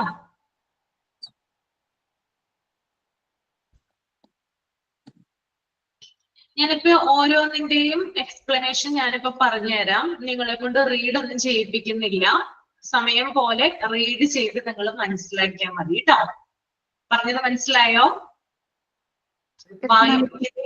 റീഡ് ചെയ്യിപ്പിക്കുന്നില്ല, കാരണം നമ്മുടെ സമയം എന്ന് പറയുന്നത് പരിമിതമാണ്. നമുക്ക് വലിയൊരു സിലബസ് അല്ലെങ്കിൽ കുറേയധികം ചാപ്റ്റേഴ്സ് തീർക്കാനുണ്ട്. അപ്പൊ സ്പീഡിലും പോകാനായിട്ട് പാടില്ല. അപ്പൊ നമ്മുടെ സമയം ഒന്ന് ലാഭിക്കുന്നതിന് വേണ്ടിയിട്ട് നിങ്ങളെ കൊണ്ട് റീഡ് ചെയ്യിപ്പിക്കുന്നില്ല. ഞാൻ ആ കണ്ടന്റിന്റെ എക്സ്പ്ലനേഷൻ എന്താണെന്ന് പറഞ്ഞുതരാം. നിങ്ങൾ ക്ലാസ് കഴിഞ്ഞിട്ട് ഒന്നും കൂടി ഡീറ്റെയിൽ ആയിട്ട് വായിച്ചാൽ മതി. അപ്പൊ നിങ്ങൾക്ക് ഓക്കെ ആവും കേട്ടോ. ഓക്കെ, അഥവാ എന്തെങ്കിലും മനസ്സിലായില്ലെങ്കിൽ അടുത്ത ക്ലാസ്സിൽ ചോദിക്കാവുന്നതാണ്. അത് ക്ലാരിഫൈ ചെയ്തിട്ട് മാത്രമേ ഞാൻ നെക്സ്റ്റിലേക്ക് പോകൂ. ഓക്കെ, എല്ലാവരും ഓക്കെ ആണെന്ന് വിചാരിക്കുന്നു കേട്ടോ. അപ്പൊ നമുക്ക് നോക്കാം. ഇവിടെ കൊടുത്തിരിക്കുന്നത് practical measure for school management ആണ്. അതായത് സ്കൂൾ മാനേജ്മെന്റുമായി ബന്ധപ്പെട്ട് ചില ഫാക്ടേഴ്സ് ഉണ്ട്. ഓക്കെ, സ്കൂള് പ്രവർത്തിക്കുന്നതിന് അല്ലെങ്കിൽ അതിന്റെ എല്ലാ തരത്തിലുള്ള കാര്യങ്ങളും മുന്നോട്ട് പോകുന്നതിന് ചില കാര്യങ്ങൾ ആവശ്യമാണ്. അപ്പൊ ഇവിടെ ഒരു 5 കാര്യങ്ങൾ കൊടുത്തിട്ടുണ്ട്, 6 കൊടുത്തിട്ടുണ്ട്. 1 സ്റ്റാഫ് കൗൺസിലാണ്, 2 സ്റ്റുഡൻസ് കൗൺസിലാണ്, 3 staff meeting, 4 special committee of peoples, then social service squads and practical measures. അപ്പോ ഈ പേര് കേൾക്കുമ്പോൾ തന്നെ നിങ്ങൾക്ക് ഫെമിലിയർ ആണ് അല്ലെ? നിങ്ങൾക്ക് കേട്ട കാര്യങ്ങൾ തന്നെയാണ് ഈ ഒരു 6 പോയിന്റിലായിട്ട് കൊടുത്തിരിക്കുന്നത്. അപ്പോ അതിനെ ഓരോന്നിനെയും വീണ ഒന്ന് മ്യൂട്ട് ചെയ്യട്ടോ. ഓരോന്നിനെയും നമുക്കൊന്ന് നോക്കാം എന്താണ് അപ്പൊ പറയുന്നതെന്ന് നോക്കാം. അതിനകത്ത് ആദ്യത്തേതെന്ന് പറയുന്നത് സ്റ്റാഫ് കൗൺസിൽ ആണ്. ഓക്കെ, അപ്പൊ ഞാൻ PDF വായിക്കുന്നില്ല കേട്ടോ, കുഴപ്പമില്ലല്ലോ നിങ്ങൾക്ക്. ഞാൻ എക്സ്പ്ലനേഷൻ ആണ് പറയുന്നത്, നിങ്ങൾ ഇത് കഴിഞ്ഞതിന് ശേഷം റീഡ് ചെയ്യാം. ഓക്കെ, അപ്പൊ സ്റ്റാഫ് കൗൺസിൽ എന്താണെന്ന് നമുക്ക് നോക്കാം. സ്റ്റാഫ് കൗൺസിൽ എന്ന് പറയുന്നത് സ്കൂളിന്റെ അല്ലെങ്കിൽ ഒരു സ്കൂളിലെ പ്രധാനപ്പെട്ട കാര്യങ്ങൾ നിശ്ചയിക്കുകയും ആസൂത്രണം ചെയ്യുകയും ചെയ്യുന്നതിന് സ്റ്റാഫ് കൗൺസിൽ രൂപീകരിക്കുന്നു. അപ്പൊ എന്തിനു വേണ്ടിയിട്ടാണ് ഒരു സ്കൂളിൽ സ്റ്റാഫ് കൗൺസിൽ? അതായത് ഒരു സ്കൂള് പ്രവർത്തിക്കണമെങ്കിൽ അതിന്റെ പ്രധാനപ്പെട്ട കാര്യങ്ങളുണ്ട് അല്ലെ, അതിന്റെ പ്രവർത്തനത്തിന് വേണ്ടിയിട്ട് ധാരാളം ഇമ്പോർട്ടന്റ് ആയിട്ടുള്ള കാര്യങ്ങളുണ്ട്. അത് നിശ്ചയിക്കുന്നതും അതുപോലെ തന്നെ പ്ലാനിങ് നടത്തുന്നതും അതായത് സ്റ്റാഫ് കൗൺസിലുകൾ രൂപീകരിച്ചിട്ടാണ്. ഒരു സ്കൂളിൽ ഒരു ഇവന്റ് നടത്താണെന്ന് വിചാരിക്കുക, അല്ലെങ്കിൽ ഒരു ഫംഗ്ഷൻ നടത്താണെന്ന് വിചാരിക്കുക, അല്ലെ? ആ ഫംഗ്ഷൻ നടത്തുന്നതിന് മുമ്പായിട്ട് എന്ത് കൂടിയിട്ടുണ്ടാകും? എന്ത് കൂടിയിട്ടാണ് ആ ഫംഗ്ഷൻ നടത്തുന്നത്? മീറ്റിംഗ് കൂടിയിട്ടായിരിക്കും, അല്ലെ? അപ്പൊ അവിടെയുള്ള സ്റ്റാഫുകൾ ചേർന്നിട്ടാണ് എന്ത് നടത്തുന്നത്? ആ മീറ്റിംഗ് നടത്തുന്നത്. അപ്പൊ ഇതിനെയാണ് സ്റ്റാഫ് കൗൺസിൽ എന്ന് പറയുന്നത് കേട്ടോ. അപ്പൊ സ്കൂളിലെ ഏതൊരു പ്രധാനപ്പെട്ട കാര്യവും നിശ്ചയിക്കുന്നതിന് മുമ്പ് ഒരു സ്റ്റാഫ് കൗൺസിൽ രൂപീകരിച്ചിട്ടുണ്ടാകും. അതിനകത്താണ് ഇമ്പോർട്ടന്റ് ആയിട്ടുള്ള കാര്യങ്ങൾ ഡിസ്കസ് ചെയ്യുന്നത്. ഓക്കെ, ഇനി ഇതില് ഈ സ്റ്റാഫ് കൗൺസിലില് സീനിയർ ആയിട്ടുള്ള ടീച്ചേഴ്സ് മെമ്പേഴ്സ് ആയിട്ടുണ്ടാവും. ജൂനിയർ ടീച്ചേഴ്സ് ഉണ്ടാകാം, സീനിയർ ടീച്ചേഴ്സ് ഉണ്ടാകാം. എന്നാലും സീനിയർ ടീച്ചേഴ്സിന്റെ പ്രസൻസിലാണ് പ്രധാനപ്പെട്ട തീരുമാനങ്ങൾ എടുക്കുന്നത്. ഓക്കെ, അപ്പൊ ഒരു സ്റ്റാഫ് കൗൺസിൽ ആകുമ്പോൾ എന്തെങ്കിലും ഒരു ഫംഗ്ഷൻ നടക്കുവാണ്, പെട്ടെന്ന് തന്നെ അത് വിളിച്ചുകൂട്ടി എല്ലാ ടീച്ചേഴ്സിനെയും എല്ലാ സ്റ്റാഫുകളെയൊക്കെ വിളിച്ചു കൂട്ടിയിട്ട് എന്ത് ചെയ്യും? ഡിസ്കഷൻസ് നടത്തും. ഓക്കെ, അപ്പൊ അതിനകത്ത് പലവരും പല അഭിപ്രായങ്ങളും പറയാം, പക്ഷെ ഫൈനലൈസ് ചെയ്യുന്നത് അതിനകത്ത് സീനിയർ മെമ്പേഴ്സ് ആയിരിക്കും. ഓക്കെ, അപ്പൊ അവരായിരിക്കും ഇതിനകത്ത് പ്രധാനപ്പെട്ട മെമ്പേഴ്സ് എന്ന് പറയുന്നത്. ഓക്കെ, പിന്നെ അതുപോലെ തന്നെ പ്രധാന വിഷയങ്ങൾ ചർച്ച ചെയ്യുന്നതിനും തീരുമാനങ്ങൾ എടുക്കുന്നതിനും പ്രത്യേക മീറ്റിങ്ങുകൾ നടത്തും. അപ്പോ പെട്ടെന്ന് എമർജൻസി ആയിട്ടുള്ള ഒരു കണ്ടീഷൻ വന്ന് എന്തെങ്കിലും ഒരു പ്രത്യേക ഒരു കാര്യം സ്കൂളിൽ ചെയ്യേണ്ടതുണ്ട്, അങ്ങനെയുള്ള ഒരു കാര്യം വരുമ്പോൾ പെട്ടെന്ന് തന്നെ എന്ത് ചെയ്യും? ഇതിനു വേണ്ടിയിട്ട് മീറ്റിംഗ് വിളിച്ചുകൂട്ടും. അപ്പോ അതിനകത്തും ഈ സീനിയർ ടീച്ചേഴ്സ് ഉണ്ടാവും, മറ്റുള്ള മെമ്പേഴ്സും ഉണ്ടാകും. പിന്നെ അതുപോലെ തന്നെ ഈ സ്റ്റാഫ് കൗൺസിൽ എന്ന് പറയുന്നത് ചെറിയ ചെറിയ കമ്മിറ്റികളായിട്ട് ഡിവൈഡ് ചെയ്യും. ഓക്കെ, ഇപ്പൊ ഒരു 20 പേരുടെ കൗൺസിൽ ആണെന്ന് വിചാരിക്കുക. ആ 20 പേരില് ഒരു 3-4 പേര് സീനിയർ ടീച്ചേഴ്സ് ആണ്, ബാക്കിയുള്ളവരൊക്കെ ജൂനിയർ ടീച്ചേഴ്സ് ആണെന്ന് വിചാരിക്കുക. ഈ ബാക്കിയുള്ള ഇപ്പൊ 4 പേര് സീനിയർ ടീച്ചേഴ്സ് ആണെങ്കിൽ ബാക്കി 16 പേരുണ്ട് 20 പേരിൽ, അല്ലെ? ഈ 16 പേരെ എന്ത് ചെയ്യും? ചെറിയ ചെറിയ ഗ്രൂപ്പുകളാക്കും അല്ലെങ്കിൽ കമ്മിറ്റികളാക്കും. എന്നിട്ട് അവർക്ക് എന്ത് ചെയ്യും? ഓരോ ജോലികൾ കൊടുക്കും. ഇപ്പൊ ഒരു ആനിവേഴ്സറി നടത്താൻ പോകുന്നു വിചാരിക്കുക. അതിനു മുമ്പ് എന്തായാലും എന്ത് കൂടിയിരിക്കും? ഈ ഒരു സ്റ്റാഫ് കൗൺസിൽ കൂടിയിരിക്കും, അല്ലെ? അപ്പൊ ആനിവേഴ്സറിയുമായി ബന്ധപ്പെട്ട പല ജോലികളുണ്ട്. അത് ആർക്ക് കൊടുക്കും? ഈ ടീച്ചേഴ്സിന് പലവർക്കായിട്ട് വീതിച്ചു കൊടുക്കും, ഡിവൈഡ് ചെയ്ത് കൊടുക്കും. അപ്പൊ അവരെ ചെറിയ ചെറിയ കമ്മിറ്റികളാക്കാനായിട്ട് പറ്റും. ഓക്കെ, മനസ്സിലായോ? സ്റ്റാഫ് കൗൺസിൽ ക്ലിയർ ആണ്? ഓക്കെ, ഓക്കെ ആണല്ലേ? ഓക്കെ, ഇങ്ങനെ തന്നെ പറഞ്ഞു പോയാൽ മതിയോ? ഞാൻ ഇങ്ങനെ പറയാറില്ല കേട്ടോ. സത്യം പറഞ്ഞാൽ നിങ്ങളെ കൊണ്ട് റീഡ് ചെയ്യിപ്പിച്ച് നിങ്ങളെ കൊണ്ട് പറയിപ്പിച്ചിട്ടാണ് പറയുന്നത്. എനിക്കൊരു ബുദ്ധിമുട്ടുണ്ട്. കുഴപ്പമില്ലല്ലോ, നിങ്ങൾ ഓക്കെ അല്ലേ? ഓക്കെ ആണല്ലേ? Okay. Next one student council ആണ് കേട്ടോ. സ്റ്റുഡന്റ് കൗൺസിൽ നമുക്കൊന്ന് നോക്കാം. അപ്പൊ പേര് കേട്ടാൽ തന്നെ അറിയാം, അല്ലെ? സ്റ്റുഡൻസുമായിട്ട് റിലേറ്റഡ് ആണ്, അല്ലെ? അതായത് സ്റ്റുഡന്റ് കൗൺസിൽ എന്ന് പറയുന്നത് വിവിധ ഹൗസുകളിലെയും അതുപോലെ തന്നെ അസോസിയേഷനുകളുടെയും സെക്രട്ടറിമാരുടെ ഒരു സംഘം വിദ്യാർത്ഥി കൗൺസിൽ രൂപീകരിക്കും. അതായത് നമ്മുടെ സ്കൂളില് സാധാരണയായിട്ട് പല പല ഹൗസുകൾ ഉണ്ടാവാറുണ്ട്, അല്ലെ? ഓരോ പേരുകളിലാണ് അത് അറിയപ്പെടുക. അതായത് സ്റ്റുഡൻസിന്റെ തന്നെ ചെറിയ ഗ്രൂപ്പുകൾ ഉണ്ടാവാറുണ്ട്, പിന്നെ ചെറിയ ചെറിയ അസോസിയേഷൻസ് ഉണ്ടാവാറുണ്ട്. ഇതിനകത്തൊക്കെ ഓരോ സെക്രട്ടറിമാരുണ്ടാവും. അപ്പൊ ഈ സെക്രട്ടറിമാരൊക്കെ കൂടി ചേർന്നിട്ട്, അതായത് സ്റ്റുഡൻസിൽ നിന്നുള്ള റെപ്രസെന്റേറ്റീവ്സ് ഒക്കെ കൂടി ചേർന്നിട്ട് എന്തുണ്ടാക്കും? ഒരു സ്റ്റുഡൻസ് കൗൺസിൽ രൂപീകരിക്കും. ഓക്കെ, അപ്പൊ ഓരോരോ ചെറിയ ഗ്രൂപ്പ് അല്ലെങ്കിൽ ഓരോരോ ഹൗസുകളിലെയും അതുപോലെ തന്നെ ഓരോരോ അസോസിയേഷനുകളുടെയും റെപ്രസെന്റേറ്റീവ്, അതായത് മെയിൻ ആയിട്ട് വരുന്ന ഒരു ലീഡർ ഉണ്ടാവും, അല്ലെ? അവർക്ക് ആ ലീഡർമാരെല്ലാവരും കൂടി ചേർന്നിട്ട് ഒരു കൗൺസിൽ രൂപീകരിക്കുന്നു. That is students council. Okay, ഈ സ്റ്റുഡൻസ് കൗൺസിലിന്റെ ലക്ഷ്യം എന്ന് പറയുന്നത് സ്കൂളിൽ ഇതിനു വേണ്ടിയിട്ടാണ് സ്റ്റുഡന്റ് കൗൺസിൽ രൂപീകരിക്കുന്നത്. അതായത് വിദ്യാർത്ഥികൾക്ക്, അതായത് സ്റ്റുഡൻസിന് തനിയെ തന്നെ, അതായത് സ്വയം കാര്യങ്ങൾ ചെയ്ത് പരിശീലിക്കാൻ വേണ്ടിയിട്ടാണ്. ഓക്കെ, ഇപ്പൊ ടീച്ചേഴ്സിന് സ്റ്റാഫ് കൗൺസിൽ ഉള്ളതുപോലെ തന്നെ സ്റ്റുഡൻസിന് ഇത്തരത്തിലുള്ള സ്റ്റുഡന്റ് കൗൺസിലുകളിലൂടെ എന്ത് ചെയ്യാൻ പറ്റും? ടീച്ചേഴ്സ് ചെയ്യുന്നത് പോലെ തന്നെ ധാരാളം കാര്യങ്ങൾ സ്വയമേ ചെയ്യാൻ പറ്റും. അവർ സ്വയം തന്നെ തീരുമാനങ്ങൾ എടുക്കും. ഒരു സെൽഫ് ഗവൺമെന്റ് സിസ്റ്റം എന്ന് പറയുന്നത്. ധാരാളം കാര്യങ്ങൾ അവർക്ക് തനിയെ അവർ ചെയ്ത് ട്രെയിൻ ചെയ്യിക്കുന്നതിന് വേണ്ടിയിട്ടാണ് ഇത് രൂപീകരിക്കുന്നത്. സ്കൂളുകളില് സ്റ്റുഡന്റ് കൗൺസിൽ രൂപീകരിക്കുന്നത് കേട്ടോ. ഓക്കെ, അപ്പൊ അത് മനസ്സിലാക്കി വെക്കുക. പിന്നെ അതുപോലെ തന്നെ ഇവര് എല്ലാവരും എന്താ പറയാ, ഇപ്പോ ഈ ഇത്തരത്തിലുള്ള ഈ പല എന്താ പറയാ ഹൗസുകളിലുള്ള പല റെപ്രസെന്റേറ്റീവിന്റെയൊക്കെയാണ് ഇത് രൂപീകരിക്കുന്നതെങ്കിലും ടീച്ചേഴ്സിന്റെ ഒരു ഇൻസ്ട്രക്ഷൻസ് ഉണ്ടാകും. കാരണം കുട്ടികൾക്ക് എല്ലാം തനിയെ ചിലപ്പോൾ ചെയ്യാൻ പറ്റിയെന്ന് വരില്ല. അപ്പോൾ അതിൻ്റെതായിട്ടുള്ള ഇൻസ്ട്രക്ഷൻസ് അല്ലെങ്കിൽ ഒരു സൂപ്പർവിഷൻ ടീച്ചർമാർ കൊടുക്കും. അവർക്ക് വേണ്ടിയിട്ടുള്ള സഹായങ്ങൾ, അവർക്ക് എന്തൊക്കെ കാര്യങ്ങൾ സ്വയം ചെയ്യാനാകും അതിനെ കുറിച്ചിട്ടുള്ള സഹായങ്ങളൊക്കെ ആര് കൊടുക്കുന്നതാണ്? ഈ ടീച്ചേഴ്സ് കൊടുക്കുന്നതാണ് കേട്ടോ. അപ്പൊ that is student council. Okay ആണോ? ഓക്കെ. അപ്പോ ആദ്യത്തേത് സ്റ്റാഫ് കൗൺസിൽ പറഞ്ഞു, രണ്ടാമത്തത് സ്റ്റുഡന്റ് കൗൺസിലും പറഞ്ഞു. ഇനി മൂന്നാമത്തേതാണ് staff meetings. Okay, staff meetings എന്ന് പറഞ്ഞാൽ എന്താണെന്ന് അറിയാം. സ്കൂളിലെ വിവിധ കാര്യങ്ങൾ ചർച്ച ചെയ്യാൻ, അതായത് ഒരുപാട് കാര്യങ്ങൾ ചർച്ച ചെയ്യാനുണ്ടാവും അല്ലെ സ്കൂളുകൾക്ക്, കുറേയധികം ടോപ്പിക്സുമായി ബന്ധപ്പെട്ട്. അപ്പോ ഇത്തരത്തിൽ സ്കൂളിലെ വിവിധ കാര്യങ്ങൾ കൈകാര്യം ചെയ്യാൻ അല്ലെങ്കിൽ ചർച്ച ചെയ്യാൻ പതിവായി സ്റ്റാഫ് മീറ്റിങ്ങുകൾ വിളിച്ചു ചേർക്കാറുണ്ട്. ശരിക്കും പറഞ്ഞാല് ഓരോ 15 ദിവസം കൂടുന്തോറും സ്റ്റാഫ് മീറ്റിങ്ങുകൾ വിളിച്ചു ചേർക്കണം എന്നാണ് പറയുന്നത്. ഓക്കെ, അതായത് സ്കൂളിന്റെ സ്മൂത്ത് ആയിട്ടുള്ള ഫംഗ്ഷനിങ്ങിന് വേണ്ടിയിട്ടാണ് ഇത്തരത്തിലുള്ള സ്റ്റാഫ് മീറ്റിങ്ങുകൾ വിളിച്ചു ചേർക്കുന്നത്. വല്ലപ്പോഴും ഒരിക്കൽ സ്റ്റാഫ് മീറ്റിങ്ങുകൾ വിളിച്ചു ചേർത്താൽ എന്താ ഉണ്ടാവുക? വല്ലപ്പോഴും ഒരിക്കലാണെങ്കിൽ ഒരു 2 മാസത്തിലൊരിക്കലോ അല്ലെങ്കിൽ ഒരു 6 മാസത്തിലൊരിക്കലോ ഒക്കെ ആണെങ്കിൽ എന്താ ഉണ്ടാവുക? പ്രോപ്പറായിട്ട് നടക്കുമോ ഫംഗ്ഷൻ സ്കൂളിന്റെ?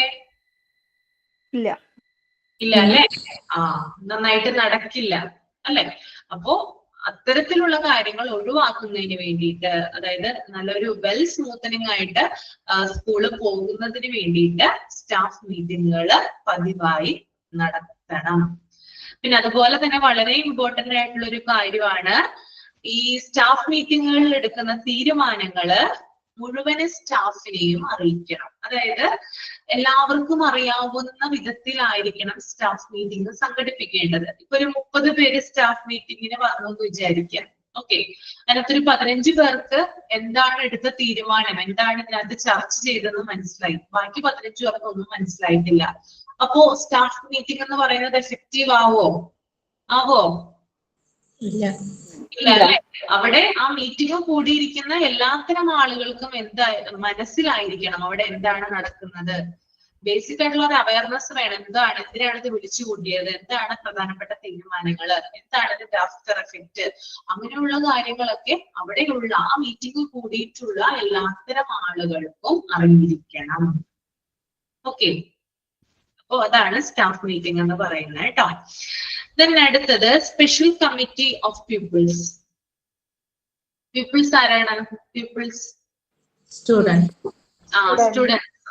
ഓക്കെ, അതായത് ഇതെന്ന് പറയുന്നത് വിദ്യാർത്ഥികൾ അല്ലെങ്കിൽ സ്റ്റുഡൻസ് തന്നെ തെരഞ്ഞെടുക്കുന്ന ചില കമ്മിറ്റികളാണ്, അല്ലെങ്കിൽ അവരുടെ നേതൃത്വത്തിൽ അല്ലെങ്കിൽ അവരുടെ സൂപ്പർവിഷനിലുള്ള കമ്മിറ്റികളാണ് ഈ സ്പെഷ്യൽ കമ്മിറ്റി എന്ന് പറയുന്നത്.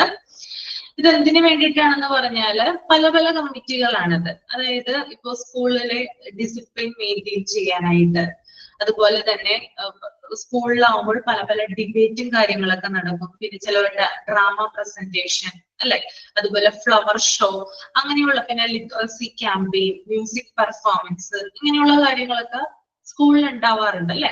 പലവിധ നമ്മുടെ ആർട്ടുമായി ബന്ധപ്പെട്ട് അല്ലെങ്കിൽ പലവിധ പരിപാടികള് സ്കൂളിൽ സംഘടിപ്പിക്കാറുണ്ട്.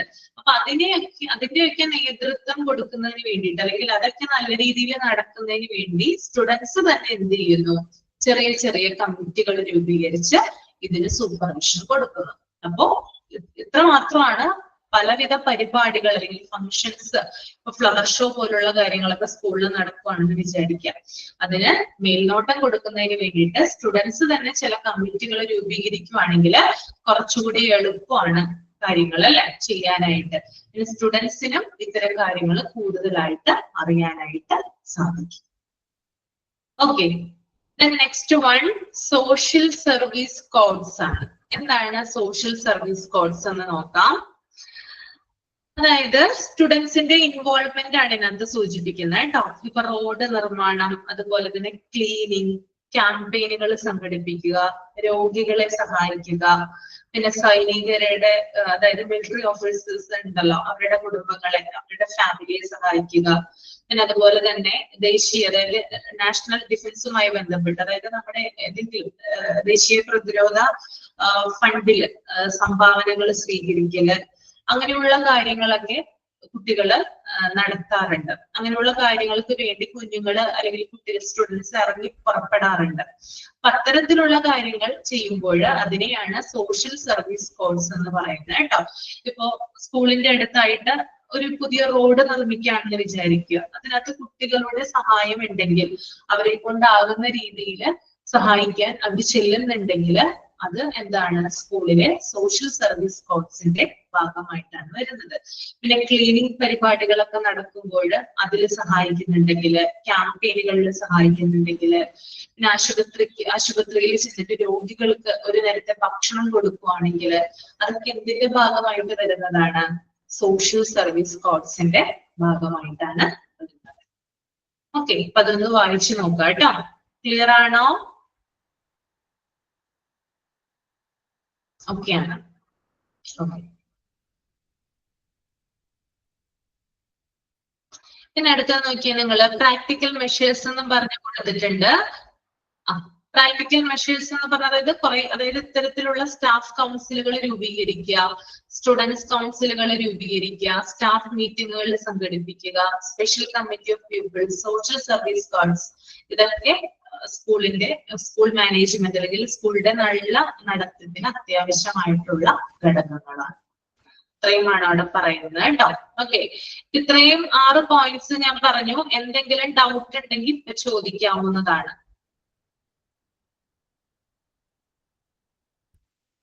ഇല്ല, ഡൗട്ടൊന്നുമില്ല, എല്ലാവരും ഓക്കെ ആണ് അല്ലേ?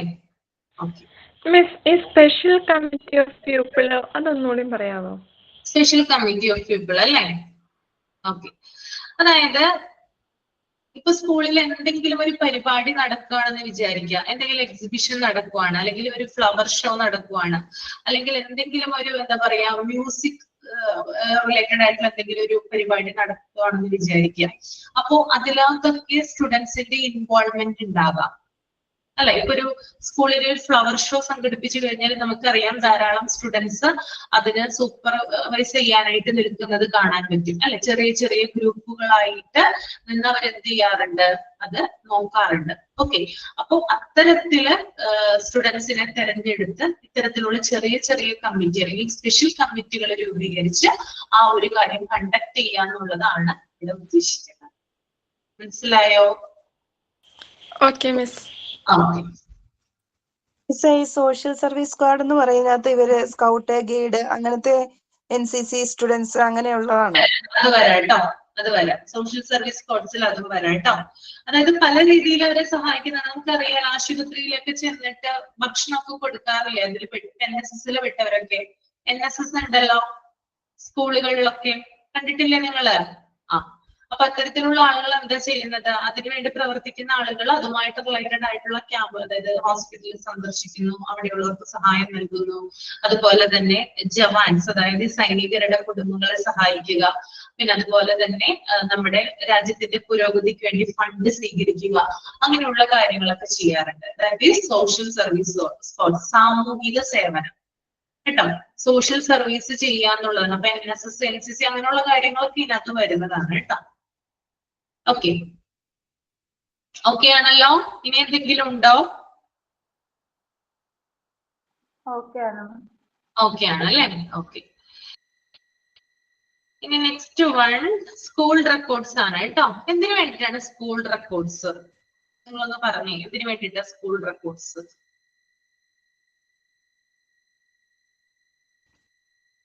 സ്കൂളിന്റെ പ്രധാനപ്പെട്ട കാര്യങ്ങളൊക്കെ നോട്ട് ചെയ്ത് വെക്കാനും പിന്നെ ആനുവൽ ആയിട്ടുള്ള പ്ലാൻസ് ഒക്കെ ഉണ്ടാവില്ലേ, അതൊക്കെ പ്രിപ്പയർ ചെയ്ത് പ്രസന്റ് ചെയ്യാനൊക്കെ ആയിട്ട്. അതെ അതെ, അതായത് സ്കൂൾ റെക്കോർഡ്സ് എന്ന് പറഞ്ഞാല് അവിടെ കൊടുത്തിട്ടുണ്ട് അല്ലെ? Every school carries records and registers which facilities to know its origin, its growth and development, its progress and efficiency at different periods, its achievements and usefulness, Therefore, maintenance of school records and register are very important in educational management. അതായത് ഓരോ സ്കൂളും അവയുടെ തുടക്കം, അതായത് സ്കൂളിന്റെ starting, അവരുടെ development, പിന്നെ efficiency തുടങ്ങിയവയെ കുറിച്ച് അറിയാൻ വേണ്ടി വിവിധ രേഖകളും രജിസ്റ്ററുകളും സൂക്ഷിക്കുന്നു. അപ്പൊ ഒരു സ്കൂള് തുടങ്ങുന്ന കാലഘട്ടം തുടങ്ങി അതിപ്പോ എവിടെ വരെയാണ് നിൽക്കുന്നത്. ഇപ്പൊ ഒരു സ്കൂള് തുടങ്ങിയത് ചിലപ്പോ എന്താ പറയാ ഒരു 1990 ആ ഒരു വർഷത്തിലായിരിക്കാം, ഒരു 1990-ലായിരിക്കാം ഒരു സ്കൂള് സ്റ്റാർട്ട് ചെയ്തത്. ഇന്നിവിടെ നമ്മൾ ഏത് വർഷത്തിലാണ് നിൽക്കുന്നേ? എത്ര വർഷം? ഇത് ഏത് വർഷമാ? ഏത് ഇയറാ? 2025 ആണ് അല്ലെ? അപ്പൊ 1990 തുടങ്ങി 2025 വരെയുള്ള രേഖകൾ എവിടെ സൂക്ഷിച്ചിട്ടുണ്ടാകും? എവിടെയാണ് കീപ്പ് ചെയ്യാ? ഓക്കെ. അപ്പൊ ആ സ്കൂളിന്റെ സ്റ്റാർട്ടിങ് തുടങ്ങി അതിന്റെ പുരോഗതി എന്താണ്, ഓരോ വർഷവും അത് എന്താണ് ഏൺ ചെയ്തത്, അതിന്റെ അച്ചീവ്മെന്റ് എന്താണ്, അതിന്റെ എഫിഷ്യൻസി എന്താണ്, അത് ഇപ്പോൾ ഇവിടെ വരെ നിൽക്കുന്ന ആ ഒരു സ്റ്റേജ് എന്താണ്, തുടങ്ങിയ കാര്യങ്ങൾ അറിയുന്നതിന് വേണ്ടിയിട്ട് എന്ത് ചെയ്യുന്നു? വിവിധ തരത്തിലുള്ള റെക്കോർഡുകളും രജിസ്റ്ററുകളും സ്കൂളില് സൂക്ഷിക്കുന്നു. അപ്പൊ എല്ലാത്തരം ഒരു സ്കൂൾ എന്നാണോ സ്റ്റാർട്ട് ചെയ്തത് ആ സ്റ്റാർട്ടിങ് പീരീഡ് തുടങ്ങിയിട്ട് ഇപ്പൊ എവിടെയാണോ നിൽക്കുന്നത് അവിടെ വരെയുള്ള എല്ലാ കാര്യങ്ങളും അറിയാൻ വേണ്ടിയിട്ടാണ് എന്ത് സൂക്ഷിക്കുന്നത്? രജിസ്റ്റർ സൂക്ഷിക്കുന്നത്. ആരാണ്? ഷിനി. ഓക്കെ, മനസ്സിലായല്ലോ. അപ്പൊ സ്കൂളിന്റെ സ്റ്റാർട്ടിങ് തുടങ്ങി ഇവിടെ വരെയുള്ള കാര്യങ്ങൾ അറിയുന്നതിന് വേണ്ടിയിട്ടാണ് സ്കൂളുകളിലെ രജിസ്റ്റേഴ്സ് കീപ്പ് ചെയ്യുന്നത്, അല്ലെങ്കിൽ രേഖകൾ കീപ്പ് ചെയ്യുന്നത് കേട്ടോ. ഓക്കെ, അത് മനസ്സിലാക്കി വെക്കുക. പിന്നെ അതുപോലെ തന്നെ ഈ റെക്കോർഡ് എന്ന് പറയുന്നത് സ്കൂള് സക്സസ്ഫുൾ ആയി പ്രവർത്തിക്കുന്നു എന്നറിയാനും അത് എത്രമാത്രം പ്രയോജനകരമാണെന്ന് വിലയിരുത്താനുമാണ്. ഓക്കെ, അപ്പൊ ഒരു സ്കൂളിന്റെ സക്സസ്ഫുൾ ആയിട്ടുള്ള റണ്ണിങ്ങിന് വേണ്ടിയിട്ടും കൂടി എന്ത് ഉപയോഗിക്കുന്നുണ്ട്? ഈ ഒരു സ്കൂൾ റെക്കോർഡ്സ് യൂസ് ചെയ്യുന്നുണ്ട്. അതുകൊണ്ട് തന്നെ ഈ ഒരു സ്കൂൾ റെക്കോർഡ് എന്ന് പറയുന്നത് എഡ്യൂക്കേഷണൽ മാനേജ്മെന്റില് ഇമ്പോർട്ടന്റ് ആയിട്ടുള്ള ഒരു ഫാക്ടർ ആണെന്ന് പറയാം. ഓക്കെ, അപ്പോ സ്കൂൾ റെക്കോർഡ് എല്ലാവരും എന്ത് ചെയ്തിരിക്കണം? കീപ്പ് ചെയ്തിരിക്കണം. എല്ലാ സ്കൂളും അതിന്റെ സ്റ്റാർട്ടിങ് തുടങ്ങി എൻഡ് വരെയുള്ള കാര്യങ്ങൾ കീപ്പ് ചെയ്തിരിക്കണം. ഓക്കെ, നെക്സ്റ്റ് വൺ എന്ന് പറയുന്നത് നീഡ് ഓഫ് സ്കൂൾ റെക്കോർഡ്സ് കേട്ടോ. The records of a school essential for its management, administration and organization. A school head provides mark sheet and certificate to students when they complete the education of the school. These certificates are issued to the students by the school head on the basis of school records. The school records are necessary for the following purpose. അപ്പൊ എന്താണ് നമുക്ക് നോക്കാം. അതായത് ഒരു സ്കൂളിന്റെ പ്രവർത്തനം, അതിന്റെ നടത്തിപ്പ്, പിന്നെ ഭരണകാര്യങ്ങൾ എന്നിവയ്ക്കായി ഈ രേഖകൾ എസെൻഷ്യൽ ആണ്, അത്യന്താപേക്ഷിതമാണ്. ഓക്കെ, അപ്പൊ ഒരു സ്കൂളിന്റെ പ്രവർത്തനത്തിന് നന്നായി ആ സ്കൂള് പ്രവർത്തിക്കുന്നതിന് വേണ്ടി, പിന്നെ ആ സ്കൂളിന്റെ നടത്തിപ്പിന് വേണ്ടി, ആ സ്കൂളിലെ ഭരണകാര്യങ്ങൾ നന്നായി നടക്കുന്നതിന് വേണ്ടി ഒക്കെ എന്താവശ്യമാണ്? സ്കൂൾ റെക്കോർഡ്സ് ആവശ്യമാണ്. ഓക്കെ, പിന്നെ അതുപോലെ തന്നെ സ്കൂളുമായി ബന്ധപ്പെട്ടിട്ടുള്ള സർട്ടിഫിക്കറ്റ്സുകൾ പ്രൊവൈഡ് ചെയ്യുന്നതിന്, അത് വിദ്യാർത്ഥികൾക്കായിക്കോട്ടെ ടീച്ചേഴ്സിനായിക്കോട്ടെ അവിടെയുള്ള മറ്റ് സ്റ്റാഫുകൾക്കായിക്കോട്ടെ എന്താവശ്യമാണ്? എന്തിന്റെ ബേസിലാണ് കൊടുക്കുന്നത്? സർട്ടിഫിക്കറ്റ് കൊടുക്കുന്നത് എന്തിന്റെ ബേസിലാണ്? എന്തിന്റെ ബേസിലാണ് കൊടുക്കുന്നത്? സ്കൂൾ റെക്കോർഡിന്റെ ബേസിലാണ് കൊടുക്കുന്നത് കേട്ടോ. സ്കൂൾ റെക്കോർഡ് ഇല്ലെങ്കിൽ നമുക്ക് ഒരാൾക്ക് സർട്ടിഫിക്കറ്റ് കൊടുക്കാനായിട്ട് പറ്റില്ല. അത് നിങ്ങൾ അറിഞ്ഞിരിക്കുക കേട്ടോ. ഓക്കെ, സർട്ടിഫിക്കറ്റ് കൊടുക്കുമ്പോൾ സ്കൂൾ റെക്കോർഡ് ആവശ്യമാണ്. ഓക്കെ, സ്കൂൾ റെക്കോർഡ് ഉണ്ടെങ്കിൽ മാത്രമാണ് നമുക്കത് കിട്ടുക. അതായത് ഫോർ എക്സാമ്പിൾ ഒരു ഉദാഹരണം പറയാൻ ഞാൻ, നമ്മളിപ്പോ നമ്മുടെ കുട്ടികളുടെ ആവശ്യത്തിന് എന്തെങ്കിലും ആയിട്ട്, അതായത് ഇപ്പൊ കുറെ അധികം ഇപ്പൊ കാസ്റ്റ് സർട്ടിഫിക്കറ്റ് എടുക്കാനായിട്ട് നമ്മുടെ കുട്ടി വന്ന് പറയാണ്, ടീച്ചർ പറഞ്ഞു അമ്മ കാസ്റ്റ് സർട്ടിഫിക്കറ്റ് എടുത്തു കൊടുക്കണമെന്ന് പറയാണ്. ഓക്കെ, അപ്പൊ നമ്മൾ ഉടനെ തന്നെ എന്താ ചെയ്യാം? സ്റ്റുഡന്റ് റെക്കോർഡ് എടുത്ത് പരിശോധിക്കും. റെക്കോർഡ് എടുത്ത് നോക്കുമോ? നമ്മൾ ഉടനെ തന്നെ നമ്മുടെ തൊട്ടടുത്തുള്ള അക്ഷയ കേന്ദ്രത്തിൽ പോകും അല്ലെ? അവിടെ നിന്നല്ലേ നമുക്കത് കിട്ടുക. റെക്കോർഡ് നോക്കും, പക്ഷെ നമുക്ക് അറിയണ്ടേ എന്തൊക്കെ വേണം എന്ന് അറിയണ്ടേ? കാസ്റ്റ് സർട്ടിഫിക്കറ്റ് വേണം, നമ്മുടെ കയ്യിൽ ഇല്ലെന്ന് വിചാരിക്കുക. നമ്മൾ ഉടൻ തന്നെ എങ്ങോട്ട് പോകും? അക്ഷയ സെന്ററിൽ പോകും. അവിടെ ചെന്നിട്ട് അവര് പറയും അല്ലെ എന്തൊക്കെ കാര്യങ്ങൾ വേണം. നമ്മൾ പറയുന്ന കാര്യങ്ങളായിരിക്കോ അത് കൊണ്ട് ചെന്ന് നമുക്ക് ആ സർട്ടിഫിക്കറ്റ് കിട്ടുമോ?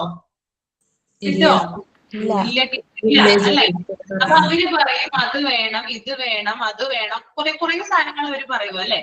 അപ്പൊ ഇതൊക്കെ നമ്മൾ എന്ത് ചെയ്യും? കൊണ്ടുചെന്ന് അത് അവർ അപ്ലോഡ് ചെയ്ത് കഴിയുമ്പോഴാണ് നമുക്ക് സർട്ടിഫിക്കറ്റ് നമ്മുടെ ഗവൺമെന്റ് അതോറിറ്റി വഴി ഇഷ്യൂ ചെയ്യുന്നത് അല്ലെ? ഓക്കെ. അപ്പൊ നമ്മളൊക്കെ ഇപ്പൊ പുതുതലമുറയിലുള്ള ആളുകളാണ് അല്ലെ? അല്ലെങ്കിൽ പുതുതലമുറ എന്ന് പറയുമ്പോൾ ഭയങ്കര ഓൾഡ് ആയിട്ടുള്ളതല്ല അല്ലെ? കുറച്ചുകൂടി ന്യൂജനാണ് നമ്മളൊക്കെ. അപ്പൊ നമ്മുടെ കയ്യിൽ നമ്മൾ അത്യാവശ്യത്തിന് വിദ്യാഭ്യാസം ഉള്ളവരാണ്. നമ്മുടെ അടുത്ത് എപ്പോഴും സർട്ടിഫിക്കറ്റുകളൊക്കെ ഉണ്ടാവും അല്ലെ? ഡിഗ്രിയുടെ സർട്ടിഫിക്കറ്റ് ഉണ്ടാവും, SSLCയുടെ സർട്ടിഫിക്കറ്റ് ഉണ്ടാവും, അങ്ങനെ ധാരാളം സർട്ടിഫിക്കറ്റുകൾ ഉണ്ടാവും. പക്ഷേ ഒന്ന് പുറകോട്ട് ചിന്തിച്ചു നോക്കിയാൽ നമ്മുടെ മാതാപിതാക്കള് അല്ലെങ്കിൽ അവരുടെ അച്ഛനമ്മമാര് ഇവർക്കൊക്കെ ഇത്തരം സർട്ടിഫിക്കറ്റുകളൊക്കെ ഉണ്ടായിരുന്നോ? അവർക്ക് എന്ത് സർട്ടിഫിക്കറ്റ് ആണ് ആകെ ഉണ്ടായിരുന്നത്? ട്രാൻസ്ഫർ സർട്ടിഫിക്കറ്റ്, TC അല്ലെ?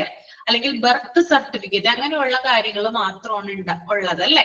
അപ്പോ ഈ സ്കൂളിന്റെ ഇമ്പോർട്ടൻസ് ആണ് ഞാനിവിടെ പറയുന്നത്. സ്കൂളിലെ റെക്കോർഡ് അനുസരിച്ചിട്ടാണ് ഒരാൾക്ക് ട്രാൻസ്ഫർ സർട്ടിഫിക്കറ്റ് കൊടുക്കുന്നത്. ഓക്കെ. ഇപ്പൊ SSLC ഇല്ലാത്ത ഒരാളാണെങ്കിൽ സ്കൂളിലെ TC അല്ലെങ്കിൽ ബർത്ത് സർട്ടിഫിക്കറ്റ് ഒക്കെ വെച്ചിട്ടാണ് നമ്മൾ ഇത്തരത്തിലുള്ള സർട്ടിഫിക്കറ്റുകൾ നേടുന്നത്. ഓക്കെ.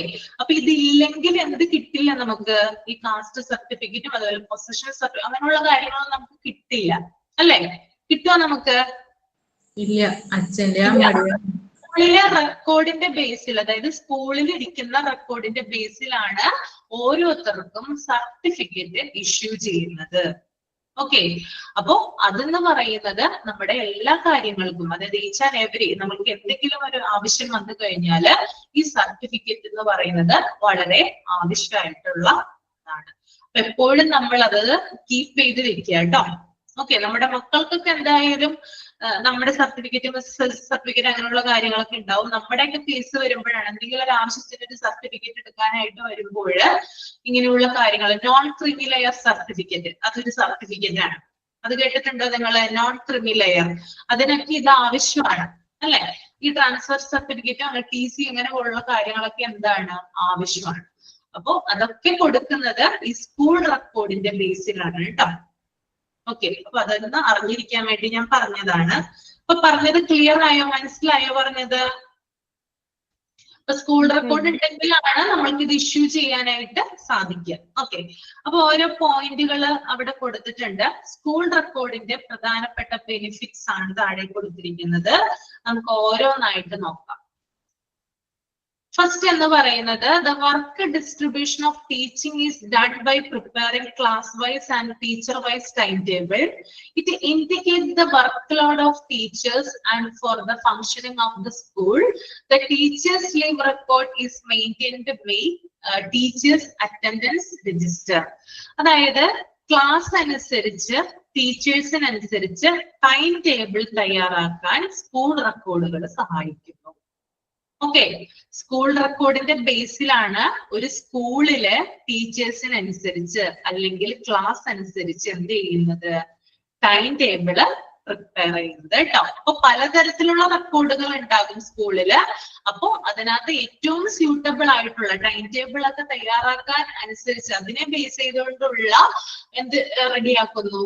ഈ ഒരു റെക്കോർഡ് അനുസരിച്ചിട്ടാണ് ഇത്തരത്തിലുള്ള ടൈം ടേബിളും ടീച്ചേഴ്സ് ടൈം ടേബിളും ഒക്കെ റെഡിയാക്കുന്നത് കേട്ടോ. മനസ്സിലായോ പറഞ്ഞത്? ക്ലിയർ ആണോ? ഓക്കെ.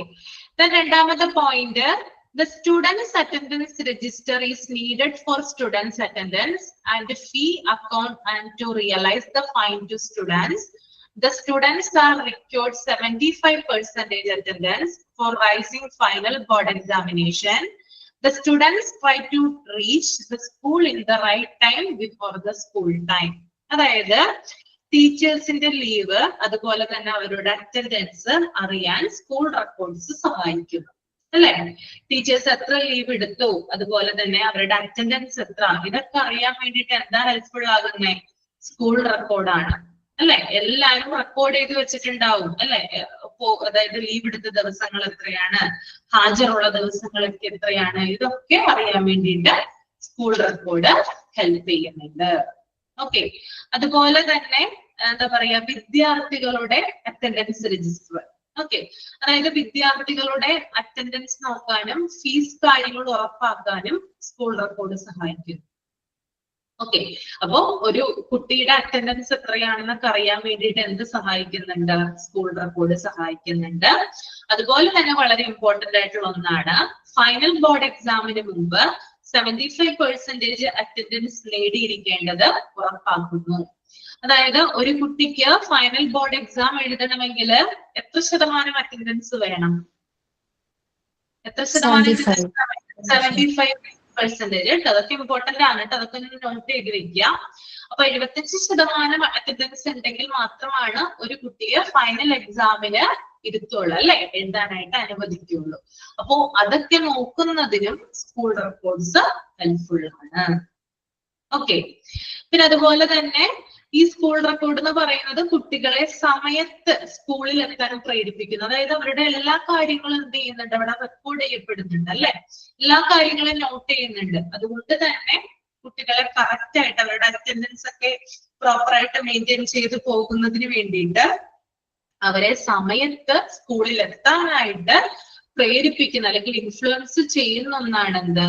ഈ ഒരു രജിസ്റ്റർ എന്ന് പറയുന്നത്. അതും സ്റ്റുഡൻസ്, അതായത് ഈ ഒരു അറ്റൻഡൻസ് രജിസ്റ്റർ എന്ന് പറയുന്നത് അതും സ്കൂൾ റെക്കോർഡ് ആണല്ലോ, അപ്പൊ അതും അതിന്റെ ഭാഗമായിട്ട് വരുന്നതാണ്. ഓക്കെ, രണ്ടാമത്തെ പോയിന്റ് ഓക്കെ അല്ലേ? ഓക്കെ, മൂന്നാമത്തെ പോയിന്റ് നമുക്ക് നോക്കാം. Teacher diary indicates the courses precisely and completed before the examinations and also the students' accomplishment record. Teacher work is recorded. Okay, ഇനി ടീച്ചർ ഡയറി എന്താണെന്ന് നോക്കാം. എന്തിനാണ് ടീച്ചേഴ്സ് ഡയറി ഉപയോഗിക്കുന്നത്? നിങ്ങളൊന്ന് പറഞ്ഞേ, ടീച്ചേഴ്സ് ഡയറി എന്തിനാണ് ഉപയോഗിക്കുന്നത്? എക്സാമിന് മുമ്പ് ടീച്ചേഴ്സിനൊരു ലെസൺ പ്ലാൻ പോലെ ചെയ്യാനും ടീച്ചേഴ്സിന്റെ വർക്ക്. അതെ, അതായത് ടീച്ചേഴ്സ് പഠിപ്പിക്കുന്ന ടോപ്പിക്സ് ഉണ്ടല്ലോ, വിഷയങ്ങൾ ഉണ്ടല്ലോ, അത് പരീക്ഷയ്ക്ക് മുമ്പ്, എക്സാമിന് മുമ്പ് പൂർത്തിയായതായി രേഖപ്പെടുത്താനാണ്, അത് കംപ്ലീറ്റ് ആയതായിട്ട് രേഖപ്പെടുത്താൻ വേണ്ടിയിട്ടാണ് ടീച്ചർ ഡയറി ഉപയോഗിക്കുന്നത് കേട്ടോ. അപ്പൊ ഏതൊക്കെ ലെസൺസ് ആണ് കംപ്ലീറ്റ് ആയത്, അങ്ങനെയുള്ള കാര്യങ്ങളൊക്കെ നോട്ട് ചെയ്ത് എന്ത് ചെയ്യും? ഈ ഒരു ടീച്ചർ ഡയറിയിൽ രേഖപ്പെടുത്തി വെക്കും.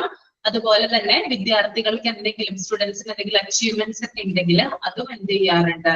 ഈ ഒരു ടീച്ചർ ഡയറിയിൽ നോട്ട് ചെയ്തിരിക്കാറുണ്ട്. ഓക്കെ, അപ്പൊ ആദ്യത്തേത് എന്താണ്? അധ്യാപകർ അല്ലെങ്കിൽ ടീച്ചേഴ്സ് പഠിപ്പിക്കുന്ന വിഷയങ്ങൾ അത് എക്സാമിന് മുമ്പ് പൂർത്തിയായതായി രേഖപ്പെടുത്തുന്നു. രണ്ടാമത്തത് സ്റ്റുഡൻസിന്റെ അച്ചീവ്മെന്റ്സ് നോട്ട് ചെയ്യുന്നു. ഇത് രണ്ടിനും വേണ്ടിയിട്ടാണ് ടീച്ചേഴ്സ് ഡയറി ഉപയോഗിക്കുന്നത് കേട്ടോ. ഓക്കെ, നെക്സ്റ്റ് ഫോർത്ത് പോയിന്റിലേക്ക് പോകാം. The students' admission and their enrollment and cumulative records are maintained for issuing the certificate to them. The leaving certificates or withdrawal transfer certificates are issued on the basis of their records in the schools. നേരത്തെ പറഞ്ഞ കാര്യങ്ങൾ തന്നെയാണ്. അതായത് വിദ്യാർത്ഥികൾക്ക്, അതായത് സ്റ്റുഡൻസിന് സർട്ടിഫിക്കറ്റുകൾ നൽകാൻ ആവശ്യമായിട്ടുള്ള രേഖകൾ സൂക്ഷിക്കുന്നു. അതായത് പലതരത്തിലുള്ള സർട്ടിഫിക്കറ്റ് ആർക്ക് കൊടുക്കാറുണ്ട്? സ്റ്റുഡൻസിന് കൊടുക്കാറുണ്ട് അല്ലെ? ട്രാൻസ്ഫർ സർട്ടിഫിക്കറ്റ് ഉൾപ്പെടെ. ഇവിടെ വിഡ്രോവൽ ട്രാൻസ്ഫർ സർട്ടിഫിക്കറ്റ് എന്ന് നോട്ട് ചെയ്തിട്ടുണ്ട് നമ്മുടെ ടെക്സ്റ്റില്. അതുൾപ്പെടെയുള്ള കാര്യങ്ങൾ സ്റ്റുഡൻസിന് പ്രൊവൈഡ് ചെയ്യണമെങ്കിൽ സ്കൂൾ റെക്കോർഡ് എവിടെ കീപ്പ് ചെയ്തിരിക്കണം? സ്കൂളില് കീപ്പ് ചെയ്തിട്ടുണ്ടാവണം. ഓക്കെ, then next one,